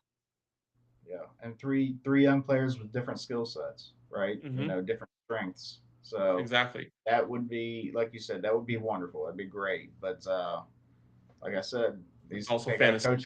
They got to coach these boys up, Mm-hmm. and they got to give them a chance. You got to give them some snaps, man. What they did to Corley last year, like it burns me up actually. Like I understand he fucked up, but guys, like it was a losing season. What else are you gonna do? Give the boy a chance. I'm not saying you got to give him uh, 15 targets a game, but let him at least get 15 snaps a game. My God, he was getting He didn't one, even maybe dress two. for like he didn't dress for like the first like I want to say it was like the first 4 games or something like that. There was something crazy like where he wasn't even like it's not that he wasn't getting opportunities. He wasn't dressing. Like they weren't even like making him a potential option for an opportunity. Like it was just he just didn't exist. It was which so is strange. frustrating. Well, it's Hmm. frustrating too because we know how this fan base can get into your mental psyche if you're doing bad, and to have him do what he did and leave him like that to stew in for what 9 months, that's just not wise, man. It's not. But again, I do expect a lot of 12 personnel. The only trouble there is who is our tight end room? How does it shake out? Does Ruckert take a step forward? Because we kind of need him to, right? I liked Yaboa, but we got rid of him. I think Murph, it's you're Stone good. Smart, the guy we got from the Chargers. Can he block as well? I mean, I do like him as a receiver.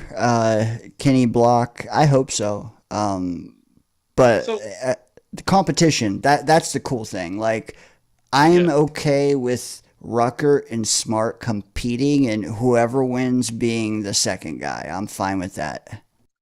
So the thing that concerned me the most about the Ruckert situation is his rookie year. He he came in some games down the stretch, and he looked like a damn good blocker. Like he looked like he was every bit of what you want to see out of a tight end in the run blocking game. He has regressed significantly in that aspect. And obviously, we all understand what this coaching staff was, but that's a thing that's alarming. And you kind of look at that and you hope maybe it's something where this coaching staff dives into like what did you do well in year one, what fell off in year 3 now, year 3, year 4, whatever it is. Um, what fell off in those 2 years, and can we get back to those things? Because listen, Ruckert's still, you know, he's going to be on this roster. He's not a receiving threat. We all understand that, but there was something there as a blocker, and with how much the Jets are going to run the football, if Yeah. they can, it is a situation where if he can fix that problem and they can work with him and get him back to what he was in year one as a blocker, he has a role in this team, and you could say he's wide receiver, tight end too. But I think I think you look at it right now, and although he's not the greatest blocker, still smart, he gives you another receiving threat. And with Justin Fields, you look at what he did historically with Chicago. Cole Kmet was a volume catcher between 50 and 70 catches every year. Justin Fields was there. You have a couple of tight ends out there. They're going to be his best friends with his true his old friend from college out there as well, getting a lot of targets. But yeah, tight end two, as I said, right now it's Stone Smart. But if they can bring back that run blocking situation that Ruckert had, he kind of comes in as your blocking tight end, your fullback. I think that was the role that when he came out, you kind of saw him as is like the guy that can get in the backfield and block ahead of Brees, um, play inline tight end. But it just again, Let me ask, his coaching staff failed. let, Let me ask you this: regardless of who tight end 2 is, and it might be a revolving door depending on down and distance and need, but like, what if I told you that Mason Taylor and the second guy, whoever that is, them two, would form a pairing similar to a Kincaid and a Knox for Josh Allen? Is that a high enough output where, like, is that about what you hope for out of the pairing, or do you want more than that, or do you think that's too high of a bar? I think it's I think it's good for now. I think you gotta take the little victories as they come along. That would be outstanding. Uh, you know, Kincaid isn't what I think a lot of us thought he was going to be coming out of college. He's been solid. I'll give him that. He's not you know you can have worse at the tight end position. But I think when they drafted him and where they drafted him, they were hoping for him to be Josh Allen's like Travis Kelsey, or Sam Laporta. So they were really looking for him to be that premier target for them. Because at the time they didn't have much at the receiver. I don't know if Diggs was still there. I think that was the year they traded for him. Was the year they drafted him. Well, and then But he had a nice touchdown pass against Pittsburgh in the playoffs, and vibes were so high. And then last yeah, year he kind of wasn't the same. yeah. So I'm not. I hate to put the cart before the horse with some of these players. Like I like Mason Taylor. I like what he did in college. Um, LSU's all-time receiving leader at tight end. That's that's a huge thing, huge accomplishment. When you go to a big school like that, to be at the top of the level for anything, has the lineage. Obviously, his father. It's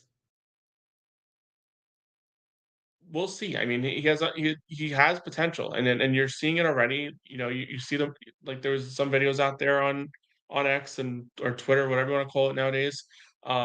There's stuff out there, and he has the part. He's gonna make catches. He's gonna It's not saying a lot that he's going to be a top 10 tight end for the Jets. It doesn't take much to find yourself in that category of being a top 10 all time because the tight end position has just been putrid for the Jets historically. Um, but if you're asking the Knox Kincaid combination, that would be a good barometer to start, and then let's try and take it further. It's just the tight end 2 position is just a major weakness at the moment, unless you're getting something valuable out of Stone Smart that we just haven't seen yet. Hey, good take, man. I like it. Good takes tonight as well. Murph, anything to add before we transition here? Well, I mean, the Kincaid Knox duo, like, I mean, if we could get that out of the tight end, that's more than we've ever really gotten out of tight end before. So yeah, I'll take it. Um, I wouldn't expect it though. I think that's a kind of a. It's not a super high bar, but for the Jets, it is, right? You know, And Not a the high bar, but it's not a high bar, but it's a good barometer. You know what I mean? Like yeah, if you can reach that, it'd be fantastic. Because it then doesn't have to be especially their ceiling either. It's just right, a year one kind of mold. right. If you hit that with a rookie, then you know there's more to come, or you hope that there's more to come. You never know. Um, so yeah, I mean that would be a good barometer for year one, and then let's see what happens moving forward. yeah, yeah. I'm all about it, man. Let's do it, but we'll see. I like it, man. Anthony, tell us again where exactly the viewers can find you and maybe what you have cooking the next. Well, we're looking at a little lull here, but yeah, let us know what you got coming in May, June. Do you take a hiatus? Do you kind of dig into stuff? Yeah, just talk to us, man. Yeah, you can find me on Twitter. X is the formal name now, under the Jets Life Podcast. I'm on YouTube. I also have an Instagram page, but I'm not monitoring that at all. But so good luck. You can follow if you want. I try and share everything I do on X through there. But the main place to find me is going to be on X. and also on YouTube.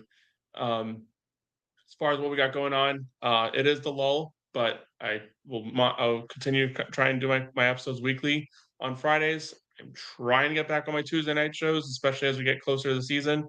So we'll try and kick that back into high gear as well. And love to have you guys, or one of you guys, or both you guys, or on and off, whatever, on my show too. It's been an awesome chat. Love to have you guys on whenever you guys are interested. Absolutely, man. Just reach out. Yeah, for dude, sure. we're now that it's nice for the small channels to kind of stick together because if you watch the big channels, man, they certainly stick together. So we kind of gotta, network here. For sure. Yep. I just I agree. followed you, by the way, on Twitter. So yeah, reach out anytime, man, to me or Dane, dude. It was great having you on. You provided some great insight. It was good ball talk. That's what we're here for, man. Good ball talk. So For sure. appreciate it, man. All right. All right. Thank you guys. Anthony, Go Jets. have a good night. Welcome to thanks for joining us in the Danger Zone. How about that? I appreciate it. Have a good one. Later. Oh man, you were away, but I do like that Kincaid Knox comp, man. And again, it's not for like the ceiling, but like if we could get just that this year, I think that's a solid expectation. See, that's the thing, man. Expect the right measure of success for individually for guys, but also as a team. Like if you don't go into this season with the right barometer of like how we're gonna do, you're not gonna be happy for a couple years, man, in my opinion. Yeah. I just wish, like, why couldn't we have just kept Conklin another year? You know what I mean? Was he that expensive? Come on, like if we could have paired him with Mason Taylor, I would feel pretty good about our tight end duo right now. I just, yeah, I know that was one of your boys. That's one of your boys, and I loved Conklin too, dude. I really did. I thought he was a hell of a Jet. Like he was a good dude, always a great locker room guy. Always took on the media head first, trying to. I'm not going to say it, Hazel. Come on. Anyway, that could have been a good duo for us though, and Conklin was a good Jet. Like, why wouldn't you wanted to keep him here another year? Maybe he didn't want to stay. I don't know, but I think him and Mason Taylor would have made a hell of a duo. But now we got to deal with Stone Smart. So, or Rucker. And it's tough. Rucker was awesome. I don't know. And I am I am kind of holding out hope that Rucker won't be as bad. Like, and a lot of I don't know. It frustrates me because a lot of our perception of how a tight end does is tied directly to how many targets they got, how many catches they got. And Rucker, like, clearly dropped some terrible balls. He also, like, just was bad in the passing game. But, like, I don't even need him to catch any balls this year. Can you just, like, hit the weight room and just turn into, like, a beast somehow overnight and just be a block? Like, we need run blockers, man. Even Membu, who we drafted, he is great at pass blocking. He's not great at run blocking yet. Like, so we're going to be running the ball. It's going to take a minute to come together is all I'm saying. If you can successfully run block right now on day one, you should have a leg up on anyone else. Yeah. But that's the thing about Ruckert though, like that was the dude we thought was going to be our like enforcer, right? When we drafted him, we thought that Ruckert was going to be the dude that was going to be pounding those holes open. There you go, Hazel.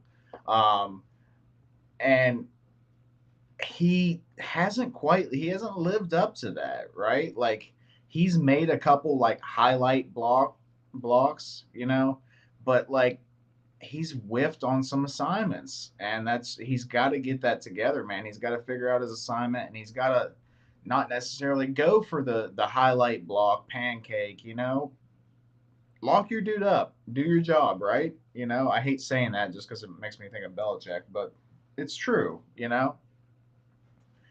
Maybe the coaches will coach this year.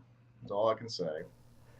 You know what I will say is like I want there might not be anything I want more than to love, like I loved Conklin, right? And you did too. We most of us in the Danger Zone did love Conklin, and we were like expected him to be a fringe 1,000 yard guy if he got enough targets and shit. But like I want so badly to transfer that love to Mason Taylor and then some, so bad. Like I want to be drafting this guy in fantasy. I want this guy to make us forget about the wide receiver 2 debate. Just force feed this guy because he is awesome after the catch. But I'm trying my like hell to dial it back because, dude, we just don't know. We don't know. And you also can't expect yardage out of a tight end when you have no idea how many targets he's going to get. He could get 35 or he could get 70 or he could get 100. You saw Bowers last year get 153 targets. Like, yeah, he had 1,200 yards. He had 153 targets. But so much, like again, so much of their success is tied to passing game distribution. So who knows, man? We could get nothing out of our tight end room, or Mason Taylor could get 100 targets, and Stone Smart could get 40 targets, and Rucker could get 20, and all of a sudden, like, they have more yards than our wide receiver room. Like, not going to happen, but what I'm saying is just there's too many unknowns, right? Yeah. Calling lines open. If you're running 2 tight end sets, 12 personnel, like you said, it could. You never know. But that's the thing, dude. This year is a big unknown to us. We don't know how Engstrand's going to run this offense. He may play a lot of 12 personnel. He may not. Maybe he plays a lot of 22 personnel. We have some capable running backs. What do you think about that? Do you think that's something that he's maybe going to look into? At minimum 21, dude. Just because I mean, 2 backs and 2 tight ends. I love dude. I love our running backs way more than our secondary receivers. Way more than our secondary tight ends. Our running backs are where it's at. So you might be onto something, man. Get 2 backs out there all the time. Get a tight end out there, maybe 2, and any wide receiver on the field's got to be able to block. That is the key, like, because it's all about run blocking. If we go into this year like we did last year and have Fields throwing it like Rodgers and we don't run in the red zone, we just pass and shit, dude, we will have the first overall pick next year. I promise you that. But, yeah, you also have to run block well. And that, I think, is the rub. Like, this O-line looks great on paper. I think they will be great in December. Will they be great in September? I don't know. I don't know. You know what I'd I love? Go ahead. No, I was just going to say I'd love to hear some of you guys' takes. The call-in line is in the chat. Call in, tell us who you think wide receiver 2 should be, or tight end 2 should be, or what you think of the guys choosing their number today, and whether you can even glean anything from choosing your number in May. But yeah, call-in line's down there. The thing, and you mentioned this earlier, you're talking about the run blocking, right? Like Armand Membu, like I don't know. Some people were saying that he's like such an excellent run blocker and stuff like that. Membu isn't bad. Like I'm not saying he's a bad run blocker, but his strength is actually pass blocking, guys. Like if you really look into the film and stuff, the dude he's a very good pass blocker, and we know Fashanu or Fashanu, however you say it, is like that too.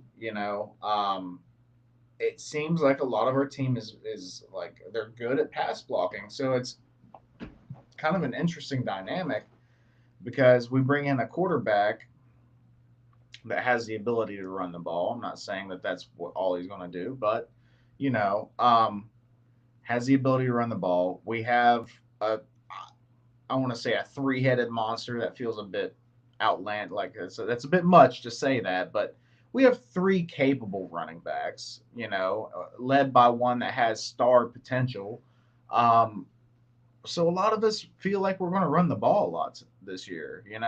I'm in that field. I'm in that, that group of people, but everybody is more of a pass blocker. So it's just kind of an interesting dynamic to look at. It's like, are we going to pass more, or are they just going to play away from their own strengths? What's Engström going to do? What do you think about that, Dane?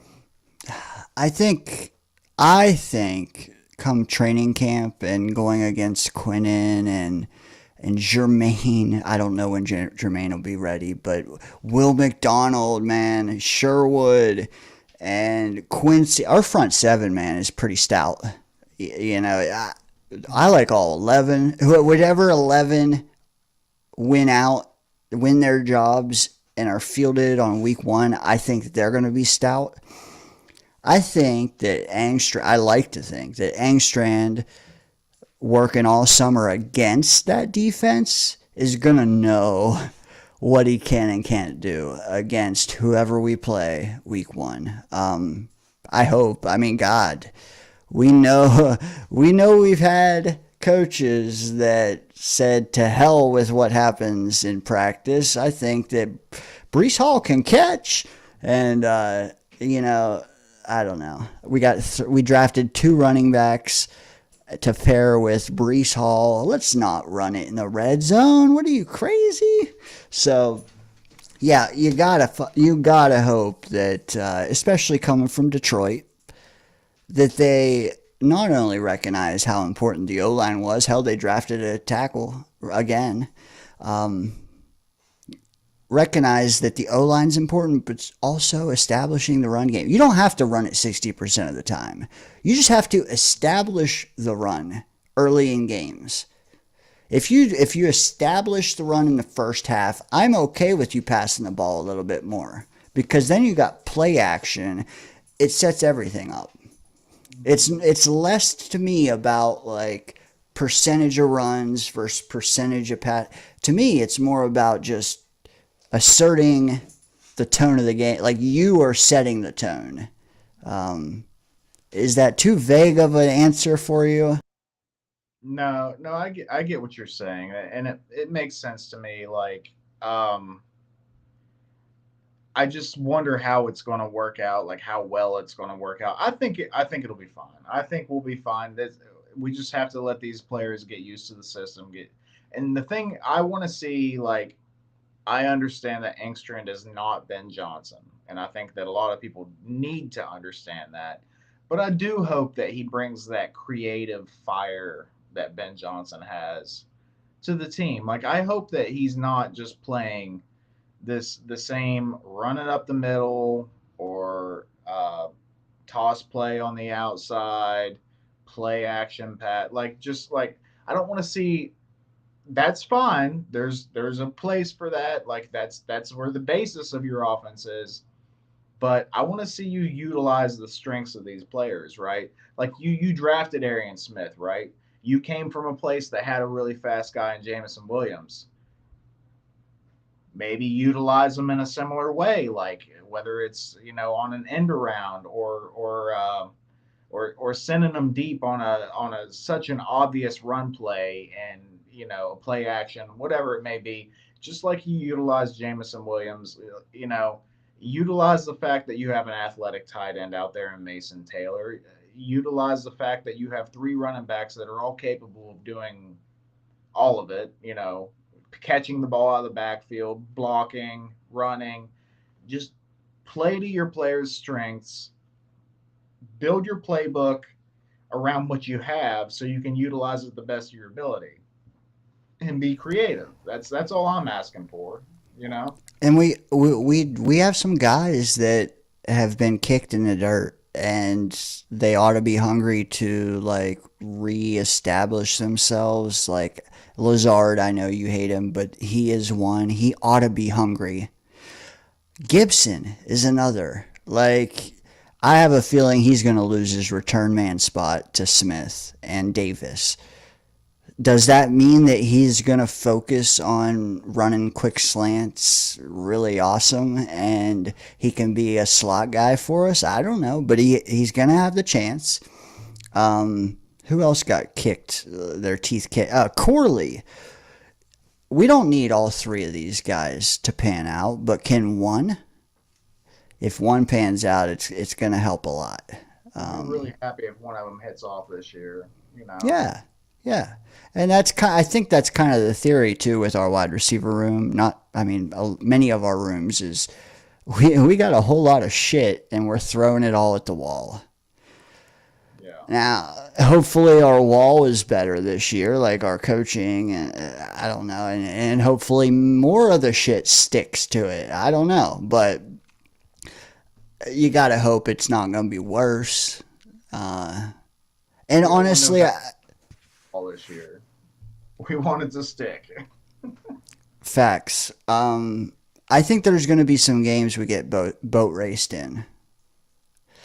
And just because of how I perceive our play style to be, we're going to be like grinded out, time of possession.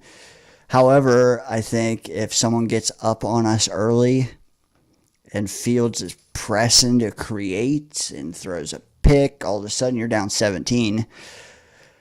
So I that's why I'm not saying we're going to win 10 games. Like, if you can just so say you get boat raced in 3 of them, and then of the 14 others you have 1 possession games. If you win half those, that's 7 and 10 right there. Can we win 8 or 9? Like, that's my range, I guess, is a 7 to 9 wins.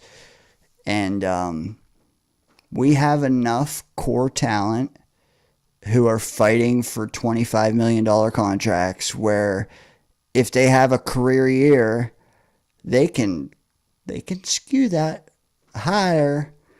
But if they just give us what they've always given us, we're going to have a 500 season. Which is probably fine, right? Yeah. As for a first season, yeah, that's fine. If we have a around 500 season and we see progression from players, right? We see players learning. We see players making a name for themselves, whether they're rookies or second-year players that didn't get a chance.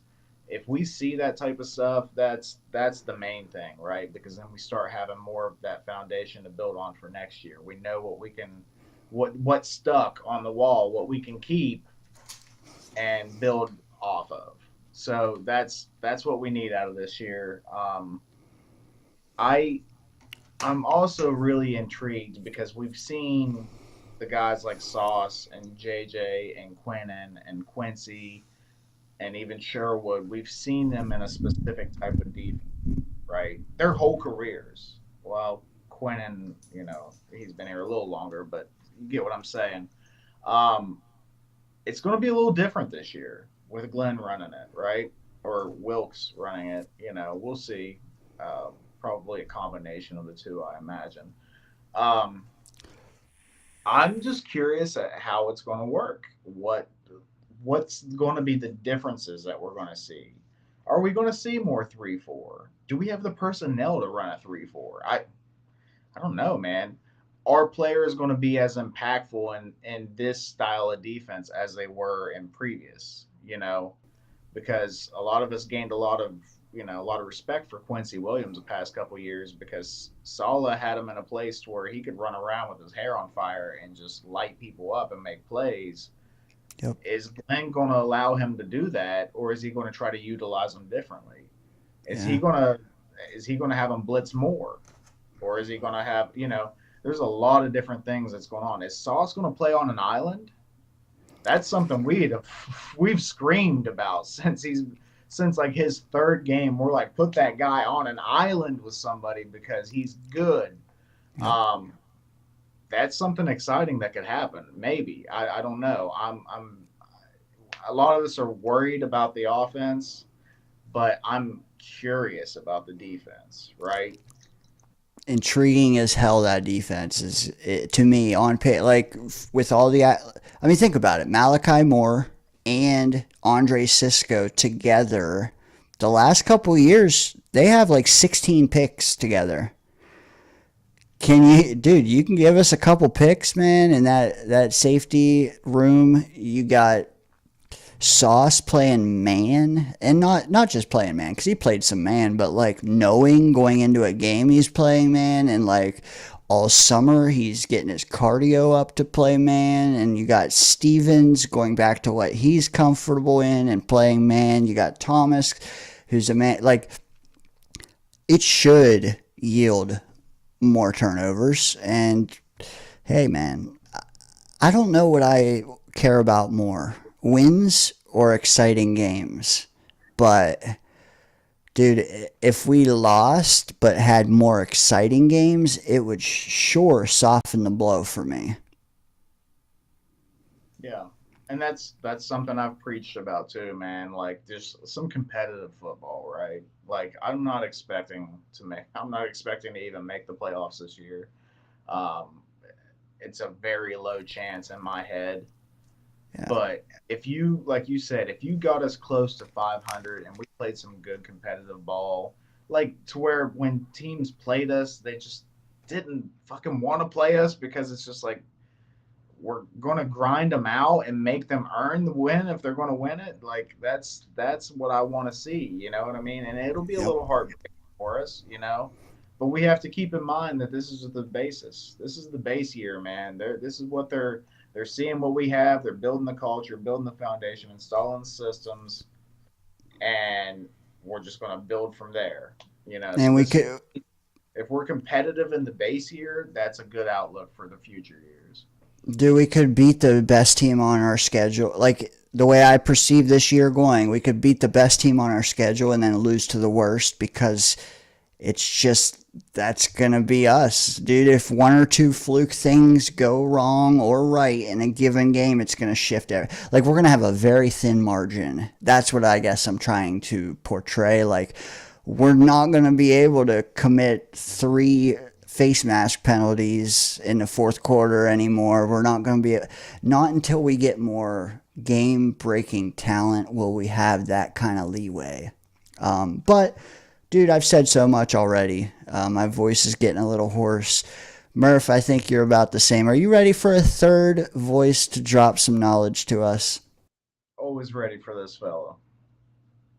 Yes, sir. Yes, sir. It's been a while since we heard from him. I hope that his connection is strong, like his takes. Without further ado, let's bring him out. None other than the King of New York, Ricky. What's up, brother? What's happening, guys? What's up? Nice backdrop there, buddy. Thank you. Thank you. Yeah, man, I've been working a lot, so it's been hard for me to make it here. A couple of weeks ago, I was actually here, and like when you started taking calls, I was like so wiped out and tired. I just like sat there and laid there and listened to you guys and Scott Foster talk, and like I was tempted to get up, but man, I was just so wiped. I just didn't get up that time. I sat on the sideline, but yeah, man. I'm probably a little bit more optimistic, I think, than most fans going into this year, but I really think that we're building things the right way. And, you know, I think it's going to be like that old adage, like we might not win, but they're going to know they were in a fight. That's what I'm kind of looking for this year, you know? And I think that's what Glenn will get out of these players. But that being said, I am a little bit more optimistic. You know, I see the ceiling as being around 6 and you know, or I mean the floor rather being around 6 and the ceiling being around probably 9. But yeah, I'm not expecting playoffs this year, but I think that we are going to be competitive. I think the defense is going to get back to being what it should be, what we know it could be. And the offense, it's going to be interesting. You know, it's going to be interesting to see the way they call plays and the way they put it together. But I kind of like the vision they have for the team and looking forward to it. Okay, so Ricky, we get you on here. You are just like I'm the hype man for our boy Mulba. Like I'm telling you, he got some 22s on him, man, and I'm excited about it. That's the only freaking WVU guy I can hype up, but that's okay. I know we all know you're our Florida State guy, and actually, I was thinking about this the other day because I'm almost positive, and I don't know if it was on our stream or another, maybe it was Jake's stream or somebody. I feel like I remember you mentioning a cornerback that was shutting dudes down, and I just couldn't remember the name because it was kind of in passing. You were talking about the guy, and I'm like, oh well, we'll see when we get to that point, you know, later down the road. Is Thomas the guy you were talking about?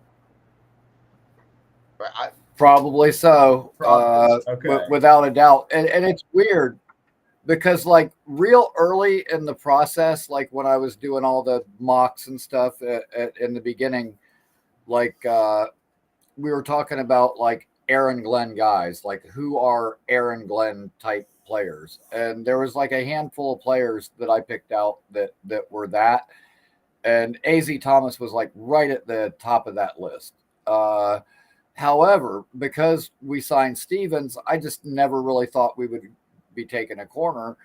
And so I didn't really focus on him that much. But he's definitely like an AZ type player, or AG rather. But dude, like some of the takes, like I'm not going to name names or something, but there was another show the other day, and the gentleman who was on that show calling in was like, AZ Thomas is a terrible pick, but and went on to state his reasonings. He's like, he couldn't even crack the starting lineup for the worst team in college till last year. And it's like, okay, first of all, idiot, they weren't the worst team in college football until last year when he got a chance to start. The year before, they were undefeated. He was behind two guys that are both in the NFL now. Second of all, you know, you're saying they were on the worst team. Yeah, they got whooped, you know, 7 to 7, you know, 50 something to 10, like every single week. During that span, over 357 snaps of man coverage, AZ Thomas 141 yards and 0 touchdowns for the year as that team was getting whooped. He was the one bright spot. He was the one player that like never gave up, that just was out there being a dog every single week. So like I hate it when people they like try to twist facts to fit their narrative. And then he went on to say, like, because there was a high corner still award when we took him. And it's like, oh, God, don't start with your fucking rankings with me. Like, you know, because the thing about rankings, you can look at next gen stats and they're different than PFF. That's different from ESPN. They're all different and they're all just opinions. The only rankings that matter is the 32 that are by the teams. All shit, you can throw it out the window. The thing that really burned me up all about it is off. All it is off-season filler the to fill our higher was award. Lag. Is this?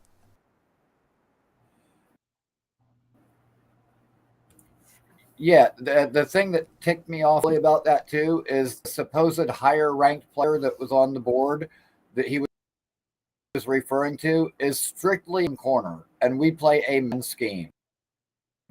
That's what those rankings don't tell you. There's a man corner or a zone corner. They don't tell you whether an edge is a run stuffer or a pass rusher, if a safety is a box guy or a free safety. The rankings don't tell you that. So stats and numbers without context, just lazy analysis and usually make opinion. The other thing about the supposedly higher ranked player is that the guy missed almost all of last year because he's got a lengthy injury history, which, you know, Mr. Lazy also didn't figure into his take. But yeah, I love when people like, you know, lob me a nice one like that for me to knock out of the park and then refute all their bogus facts. But Azareye'h Thomas was a great pick. It was a surprising pick, but that's a great pick, and I think they'll make him earn it. But I totally see, you know, week 5 or 6, he'll be our starter. Yeah. So before we move Absolutely on to the next love thing for you too, I want to stick with the AZ Thomas real quick. You're high on the pick, okay? I was not initially. I've warmed up a little bit to it. I've listened to guys that know more ball than I do, and I will admit that. I tell people all the time I don't have the time to watch the film, as a lot of guys might. Guys like Dom C and them, they do watch film. Dom was high on them. You know, I listen to a lot of those different guys. Ricky, what's with the 40? Do you think that matters? Because that's a pretty slow 40 for a corner, especially in a man scheme. No, do you think that truly matters? Because definitely that don't. was admittedly. Not at all. And Rick. that's one of the reasons. That's the reason he fell. But it's so funny because before, in the draft the year, there was another Florida State guy, Keon Coleman, who also fell because he ran a crappy 40. And dude, like, I watched both guys, and I can tell you exactly what happened with both of them. They both did the same thing. They came up 2 bolt 3-point stance, and the 40 was just downhill for both of them. But the thing, like, receivers aren't coming off the line from a 3-point stance, so I don't care how they look in a track and field event. The only people that how they burst point stance is pass rushers. Like, when they're running their 40s, I'm paying attention. But as far as like the corners, and you know, and like Keon Coleman ran that 40 and but then he goes out there and hits 21 miles an hour in the gauntlet drill and catches everything. So play speed matters. You know, 40 times don't really matter as much to me. Play speed matters. And when you watch Azareye'h Thomas on the field, like, he don't look slow. Whoever he's covering, he's right there in their hip pocket, and he's shutting guys down, period. And, you know, him, like, at the Senior Bowl last year, like, he was all over Kyle Williams, who the Patriots drafted. AZ just shut him down at the Senior Bowl. He manhandled him. I'm looking forward to it, man. I've seen him shut down a lot of really good players, and, you know, I think that will continue. I think we're going to have a hell of a duo. And I'm with you, Ricky. Sorry, pardon us on the lag here. There's about a 10-second delay, but I do just want to say that I agree with your sentiments about him being one of the lone bright spots on that Florida State team. That is one thing I've heard. Also, agree with you on the fact of his game speed is way better than his track speed suggests. And I think me and Murph talked about this before. Like, you see him run with guys way faster than him in the 40, and he's stride for stride with most of them. So I have no qualms there, to be honest. But another thing, like, my reaction to us drafting him in the 3rd round wasn't elite. However, it was based purely on the philosophy of going corner in that spot. And I said it at the time, like, I didn't know the guy because I was not thinking we would target a corner. However, that was my fault because this is an Aaron Glenn coach team. I should have known better. What did they do on day 1 of free agency? They went and they got a corner and they got a safety. I should have known they'd have done it in the draft as well. But I do like this kid since then. I just, again, I saw everything that was on the board. I saw defensive tackles on the board. I do wonder if we would have taken Darius Alexander in the third had he not gone pick number 1 in the third round. We might have.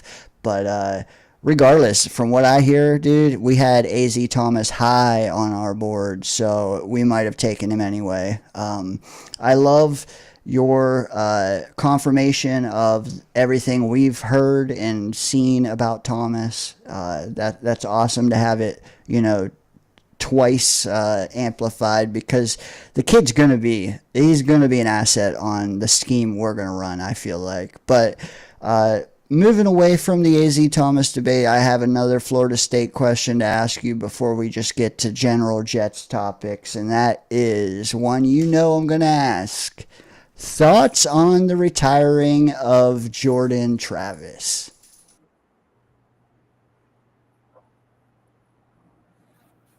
It's too bad. And I had heard that early that morning. My brother, who lives in Tallahassee, texted me and told me this news coming that day.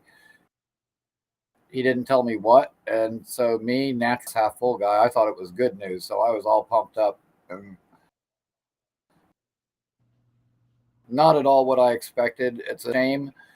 But what I want to say about that is I heard a lot of people at Jordan Travis screwed us by announcing his retirement. Completely 100% falls retiring before the draft. He didn't pull this last. That's not the type of person he is. And same thing when his agent had made that statement about, people were like, oh, Travis is trying to get released, trying to force his way out. Look, dude, that's just so totally not who he is at all. And I think it's a shame that Jets fans, won't get Pete and possibly see him maybe do some of the things he did in college for us. Talking to people since then, and Jordan poured everything that he had into his rehab and trying to come back and worked his ass off. And unfortunately, his leg just never really healed the way that they had hoped. And the doctors told him that your best move is probably to retire, and so he did. But it wasn't for lack of trying. And like I said, it's too bad, But I'll tell you what, I had a similar injury. It was back in, God, I guess it's 2015, and I snapped my leg. It took me 8 months to walk again without crutches. And my leg never still healed. Like these days, I couldn't get out there, run, do kind of a fast, but I can't full out run I used to.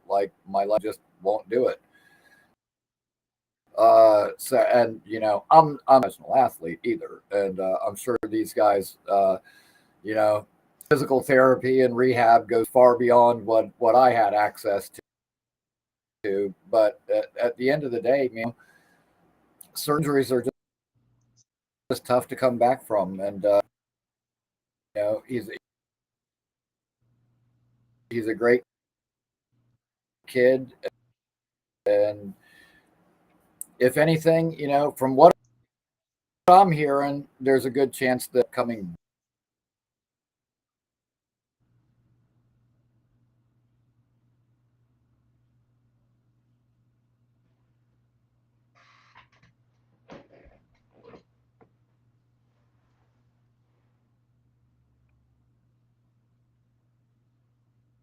Seems like we might have lost Ricky there. But as Ricky was saying, the one thing about Travis is he was a good kid. He did have a good mindset. Um, it's really unfortunate. It's an unfortunate thing for the Jets. It's an unfortunate thing for Travis.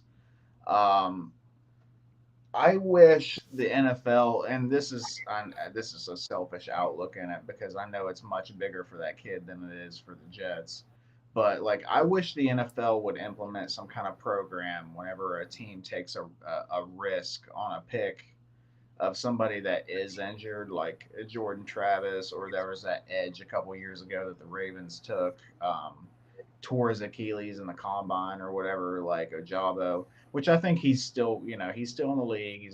But I'm just saying, like, if a player ends up having to medically retire like that, we should get like a compensation pick. Like, not maybe don't match the round.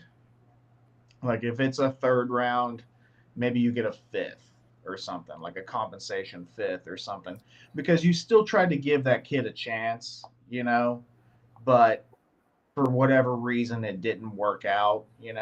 I really think the NFL should look into something like that. And maybe that's a selfish outlook because I'm a Jets fan and I love my picks. But, that Right. that hurts because they liked the kid and they wanted to see if he could maybe at least blossom into a maybe a backup or something, a long-term backup.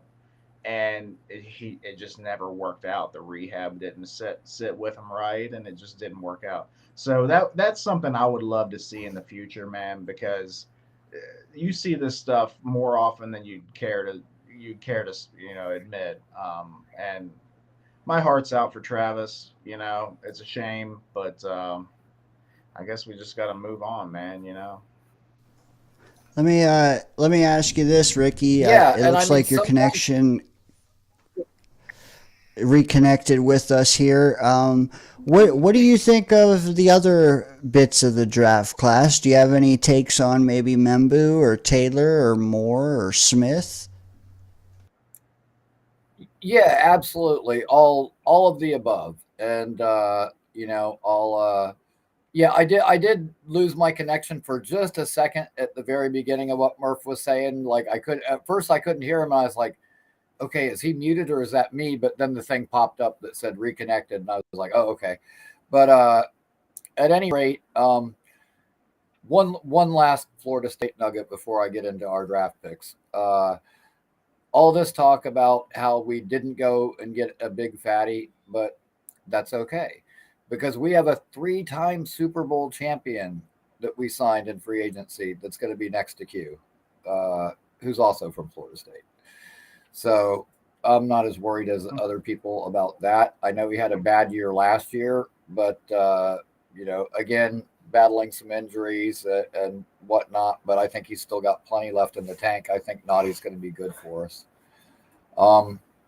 As far as our draft picks go, dude, I did so many mocks, played out so many different scenarios that I thought I had everything locked in and had a good idea of how things would go.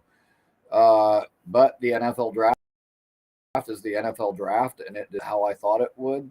6 offensive linemen and 5 defensive tackles in the first round. That's like a third of the draft between, in the first round between 2 positions. I was always a big Ozzy guy, that was my strategy. Wait till pick 73 and get Ozzy. He was gone by pick 55. And he was like the last good quality, potential starting tackle that was in this draft. And he was gone by 55. So it failed miserably. Considering the way that the board broke and the way it unfolded in the first round, I think we absolutely made the right. So I'm perfectly happy with that. Mason Taylor, and I'll admit, I probably did more work on him post-draft than I did pre-draft. Because listening to guys that were saying, like, he's an okay pass catcher, okay blocker, but he's not really great at either. He's just kind of good at really great at anything. And for whatever reason, I kind of just made him an afterthought at that point. And 100% transparency. I hated his dad. I hated his uncle, Zach Thomas, even worse. And so, I probably had a little bit of unfair bias towards the kid because of that. And so I really didn't do as much research, probably should have. In hindsight, I like the pick. Hopefully he can turn into a really good player for us. AZ I've already covered. Smith, like everybody else, I'm just kind of, I've made this take a billion other shows and I'll repeat it here. I think, first of all, he is Deshaun Jackson. I don't think he's going to turn into Deshaun Jackson. But if he develops and hits his ceiling, I think he's, probably he's a good one from the Bills and Niners, former track star that had a long career. But, hopefully that. Now, I know he had 10 drops last year, but the year before, I believe he had none. So I'm not willing to just write off and say it's a bad pick right off the bat. We'll have to wait and see how it develops. I really, really like the Moore pick. That dude's a dog, and I think he'll be that kind of Brian Branch role for us. Maybe not right off the bat, but I think it was a really good, solid pick. And then after that, Tyler Barron, like I see so many people that were up in arms, and I know we didn't take a defensive tackle, and there were some there, but being 100% honest, those guys weren't defensive tackles that were still left at that point. They might be rotational guys. They might be guys that will have a role, but those aren't like starters. Like, you're not getting starters, at most times in the 6th and 7th round. How Chaz Surratt, gone. We really had was Zaire Barnes behind Quincy and Sherwood. And so I look at, he's our Chaz Surratt replacement. Depth at linebacker, 2 seasons, solid player. Also good if you want to send him on a blitz. Tyler Barron, again, I think he'll be good in the edge.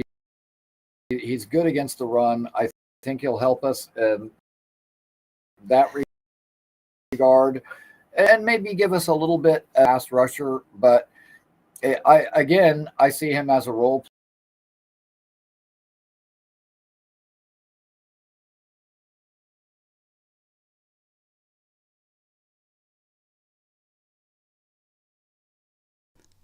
Ricky, you may have hit mute on yourself. Double check that, brother. I lost you at Barron. Yeah. Have me again now?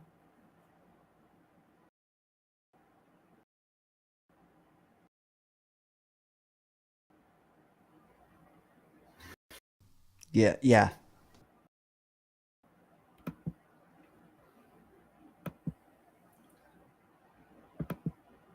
Sound now?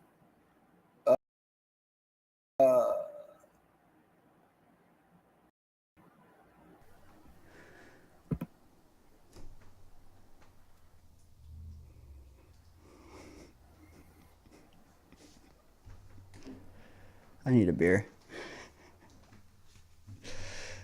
Ricky, you there? No? Can you hear me?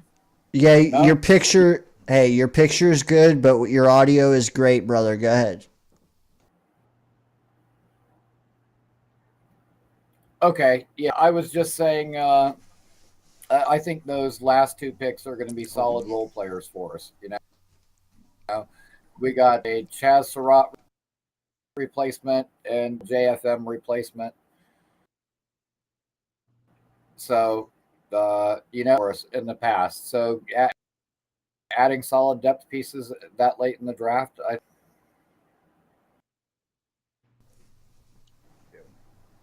How many wins, Ricky? How many wins? It's a trick question, though. 7. Okay. I agree with I like that. it.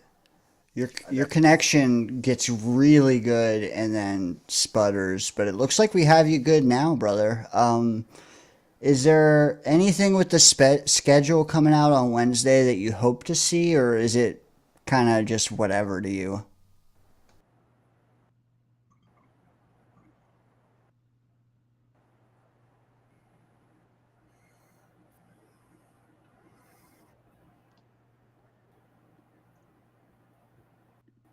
Um,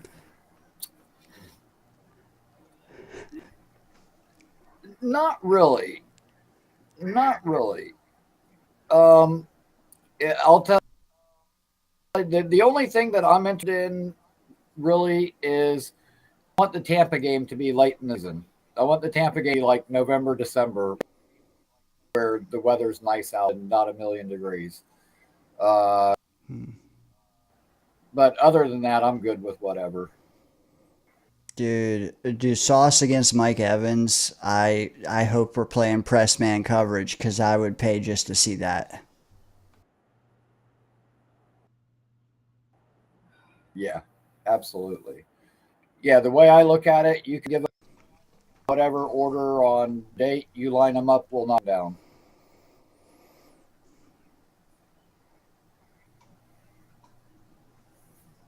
Hell I yeah. love it. I love it. Hey, Ricky, have a thanks for joining us, man. I hope to get you on again whenever your internet gets a dude. When your internet's strong, you call in, dude. We need you on a lot then. But still, it's good to hear from you since we had the draft. You have good takes, man. Keep doing what you're doing. All right. All right, man. You guys have a great night. Appreciate you, brother.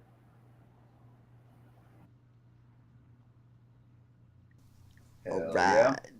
Dude, I haven't seen him in a while, so it was really good to hear from Ricky, especially because on in the draft, dude. Whenever we took that Florida State kid, we were all like, "Where's Ricky? Where's Ricky? We got to hear from Ricky." Yeah. So good to hear back from him. Chat's still cooking. Let me just put it this way. Glad that anyone in the chat's is hanging out with us. I know there's other stuff to do on a Friday night. Thanks for chilling. Hit the like button. We are literally about to wrap. There's I think one more thing I wanted to ask you, Murph, before I let you go. Oh yeah. Thoughts on the nickname Team Mogul? And that's Muji and Glenn. Just get the damn job done. What are we doing? Okay. One or some final real shit is I had some good comments pinned that I need to get to or I'll feel bad. Real quick, Sean, right in the beginning of the show, he said, I don't like that I hear we did great in the draft in the off season, and out of the other side of their mouths, they say we are going to win 5 games. Doesn't make sense to me. Just my opinion. I understand I'm not a scout, though. I get what he's saying. Is there anything you want to add maybe or enhance or take away from with this take? So what this boils down to, Sean, and I know you went to bed, buddy, but maybe you'll re-listen later or whatever. But for the rest of you guys, there is talent on this team. We drafted more talented players. We even signed a couple guys that are talented. Not that many. I don't know where this whole off-season thing is coming from. I think the free agency was a little underwhelming. But there are some people out there saying that. Boils down to quarterback. Plain and simple. If you don't have a good or great quarterback, you're probably not making the playoffs. It happens. Sometimes you do if you have a really, really good team around, mediocre or bad quarterback. But we have Justin Fields as our quarterback, and until he proves that he is in that top 15 or so quarterback range category, we're not going to have a winning season, probably, guys. Like, that's just how it is, even if our team is good. You know, even if we do have talent, we might be average in talent this year, and or maybe above average even in talent. And with Justin Fields at the helm, you can't really expect us to win 10 or so games. You just can't. So that's what it boils down to, man. I agree too with exactly what you said. The other thing is like he's trying to call out, I think, a lot of people that want to live on the fence. Like, yeah, they did great, but I'm never going to give them credit when it comes down to the schedule because of what they did to me the last couple of years. And I get that, especially with folks in the media. Dude, you guys had us as Super Bowl contenders and we won, what, 5 games. So I get that. They gave us a B though in the draft, and I have that thing real quick. They gave us a B, but as you can see here, we're still damn near right in the middle. So like a lot of teams got higher than we got. It's not like B, we were fifth. No, it was B and we were 13th, man. So we did do good, but also a lot of teams did good, is all I'm saying. So we'll see how it plays out. I think the biggest contributor on wins and losses, though, are you maximize? We have talent, like Murph said, a lot of talent. And I don't think a lot of them scratched their surface last year. Can you even get them to like a medium, man? Can you get Jermaine to give us anything this year? I think we will, but can you? AVT, like, dude, there are dogs on this team. Let's just play ball, man. And it's hard to predict that they're going to have a winning season. Like, it's hard to predict that they're going to be able to utilize the talent, right? Because we've never this is a first-time head coach, first-time offensive coordinator. We do have an experienced defensive coordinator, you know, but I mean the 49ers fired him after they went to the Super Bowl. So take from that what you will. I think he was a solid addition, but still, there's a lot of first-time coaches on this roster, and it's a first-time GM. So we don't know. It's hard to. I could definitely see people's trepidation and saying like, "Oh yeah, they're going to win 9 games this year." Like, no, let's pump the brakes on that. You got Justin Fields as your quarterback with a rookie head coach. Let's wait and see. I'm willing to say that as well with the people saying we're going to pick first. I don't like, let's wait and see. I'm not, honestly, I wouldn't pick any team to be picking first next year because you don't know, man. How often is it that the team you think will pick first the next year actually does, man? So, yeah, let's wait and see for one. 2 more comments that I have started. Go ahead. Is it a hot take for me to say that I think that the percentage chance is higher that we make the playoffs this coming year than we get the first overall pick? Is that a hot take? Because I truly believe it. That hot or not, I really like that take from you, man. I don't think that. I don't think the Jets are going to have a great season this season. Like I'm probably estimating 6 or 7 wins. But I think it's going to be 6 or 7 wins. I don't think it's going to be much less than that. I don't see us winning only 2 games. To get the first overall pick, you have to be horrible. Like, you have to win, like, 2 games. Yeah. And I think we're going to split with many in our division. Let's put it that way. Maybe not all of them, but I think we'll split with 2 out of 3. So we're not going to win 4 games if we're beating New England once and Miami once. We'll win a few more. But also, like, I think we should classify in our minds 9 wins as a great season. Because if we get 9 wins, I think it is a great season. Fuck the play. Like, that way, if you win 7, it's not bad. It's a good season, you know? We'll get there. I think everybody's barometers will be in check by the time all the teams are really ramping up, but it's hard in May. Everybody wants to really pump it full of bullshit. We know, though. We know. two last comments I had starred, and they don't have to be as long as we took on that one. This one's going to probably be a fast one, but how awesome is it from Johnny Boy? How awesome is it going to be when Justin Fields wins MVP this year, Murph? Bye. And Yeah, I will say, funny. do you remember who Johnny Boy had for offensive rookie of the year last year, Murph? I'm assuming it was Malachi Corley. Yeah. Yeah. You know, his wife better get control of his DraftKings and FanDuel accounts. That's all I can No say. doubt. All right. One more, man, before I get us all out of here. Jake, always very good, intellectual, logical takes. Had a good one here earlier. I wish I got to it then, but since I didn't, Jake says he's tired of using first-round picks on O-line. Any normal team should be able to pick later and develop. And he also said that he can't hold the past regime's F-ups against the new regime. And I like that take as well. You really can't. Two different things. But what do you make of the people who are just tired of that noise? I mean, think of what we could have had the last 2 years if we didn't have to spend the last 2 years on tackles. So I get what you're saying. And I do think that you should be able to get, here and there, nail a fourth or fifth round pick at guard or tackle or center and, have a quality starter in that.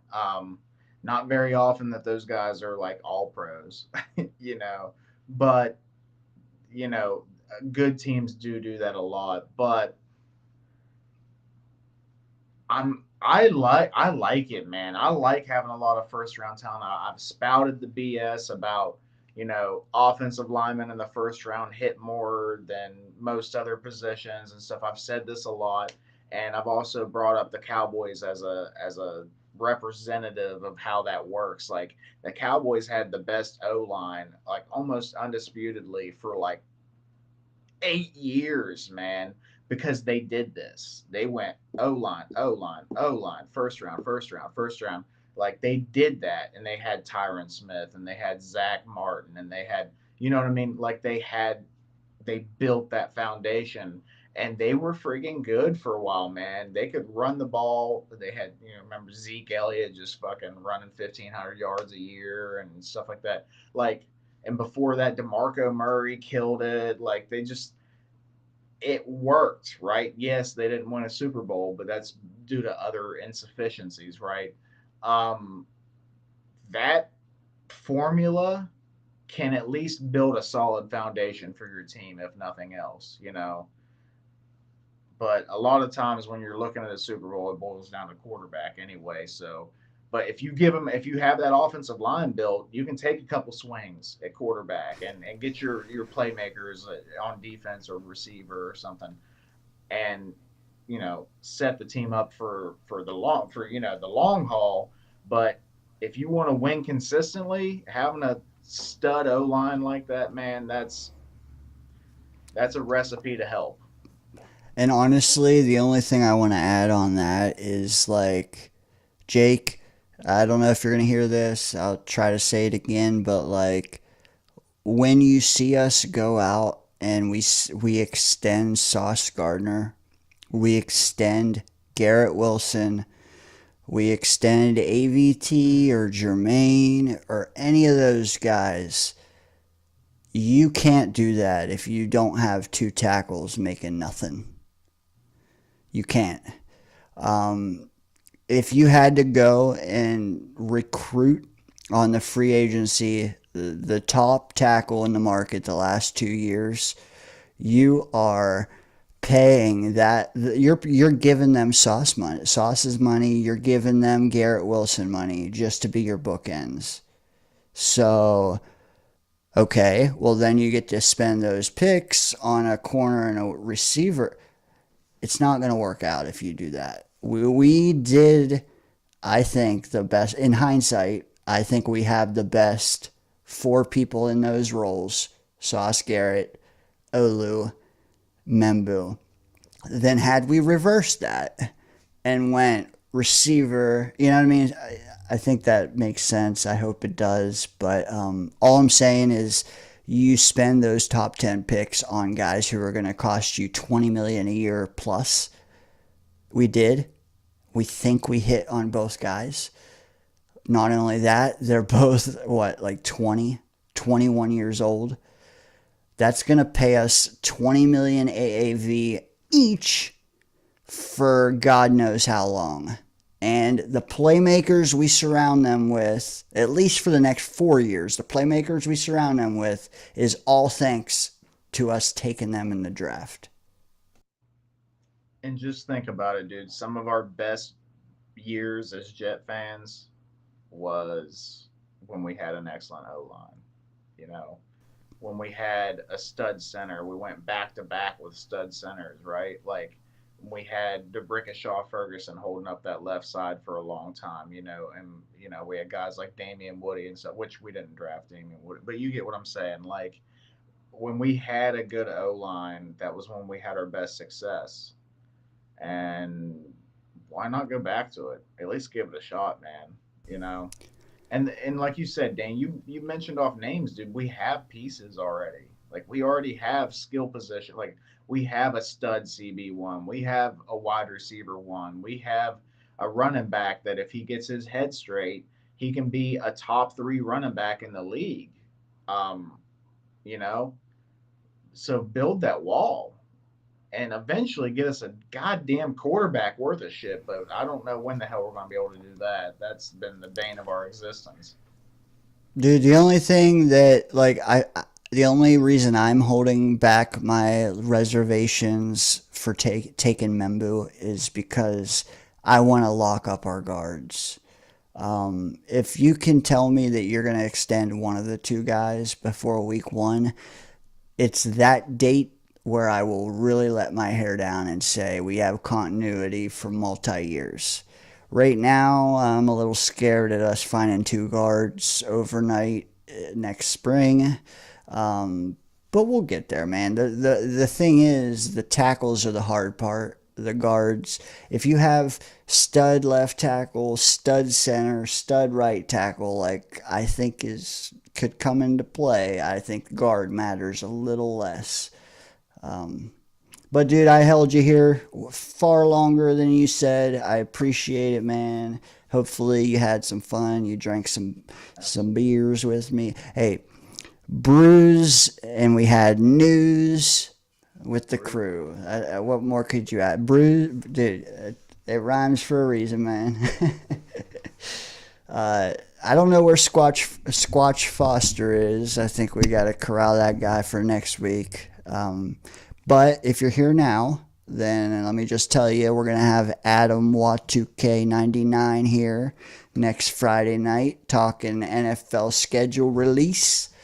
So our buddy Watt2K was with us during the draft. He'll be back. Hit the like button. Hit subscribe. Murph, any final thoughts? No. I mean, we're getting close. We got less than a month, I don't know. We'll be looking towards the cuts, right? Those late off-season cuts. So that's an interesting little thing to look forward to, you know. Yep. I'm excited about that. Schedule release. Normally I get kind of excited about the schedule release, but this year because I don't have high hopes for the season. I'm like, you know. You're not going to any away games or home games, right? I don't know. I doubt it. Maybe I might try to swing. Maybe I'll try to swing a home game this year. That would be cool. You're coming I know out. next year, yes. This year, we'll see, dude. I might be able to because I already got to go to Pittsburgh to get my storage unit cleaned out. So maybe I'll just go to New York and come back the whole way. We could do something there, man. I'm a little bummed that we don't go further west than New Orleans, because I would have been ripe for like a Seattle game or a San Francisco game, or there's always next year. But yeah, dude, we got so much to talk about the next few months when it comes to how the offense is going to look, how the defense is going to look. I just think that this draft could have went a lot worse. So we'll see, man. But have a good weekend, brother. Chat, thanks for joining us tonight, and hit the like, hit subscribe, all that jazz. We'll see you next Friday again with Adam Watt 2K99, and hopefully have even more nuggets to break down and dissect. All right. Let's get out of here, man. Catch you later, Murph. All right. See you, fellas. Peace.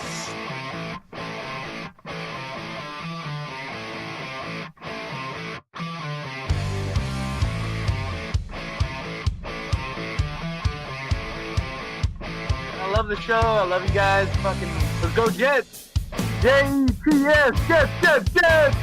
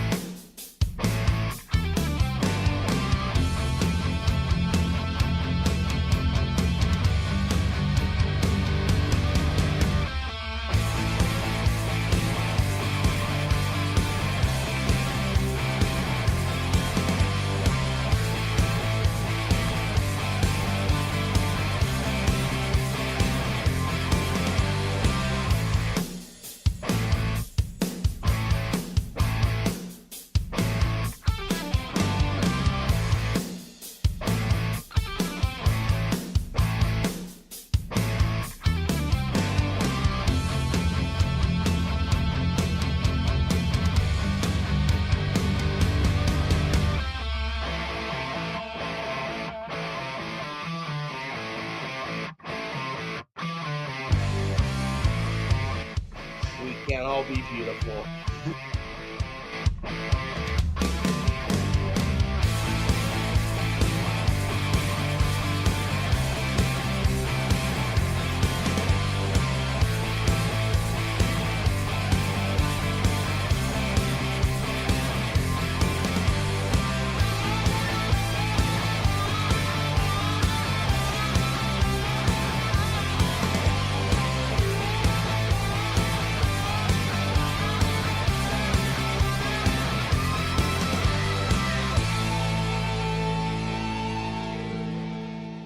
You're in the danger zone.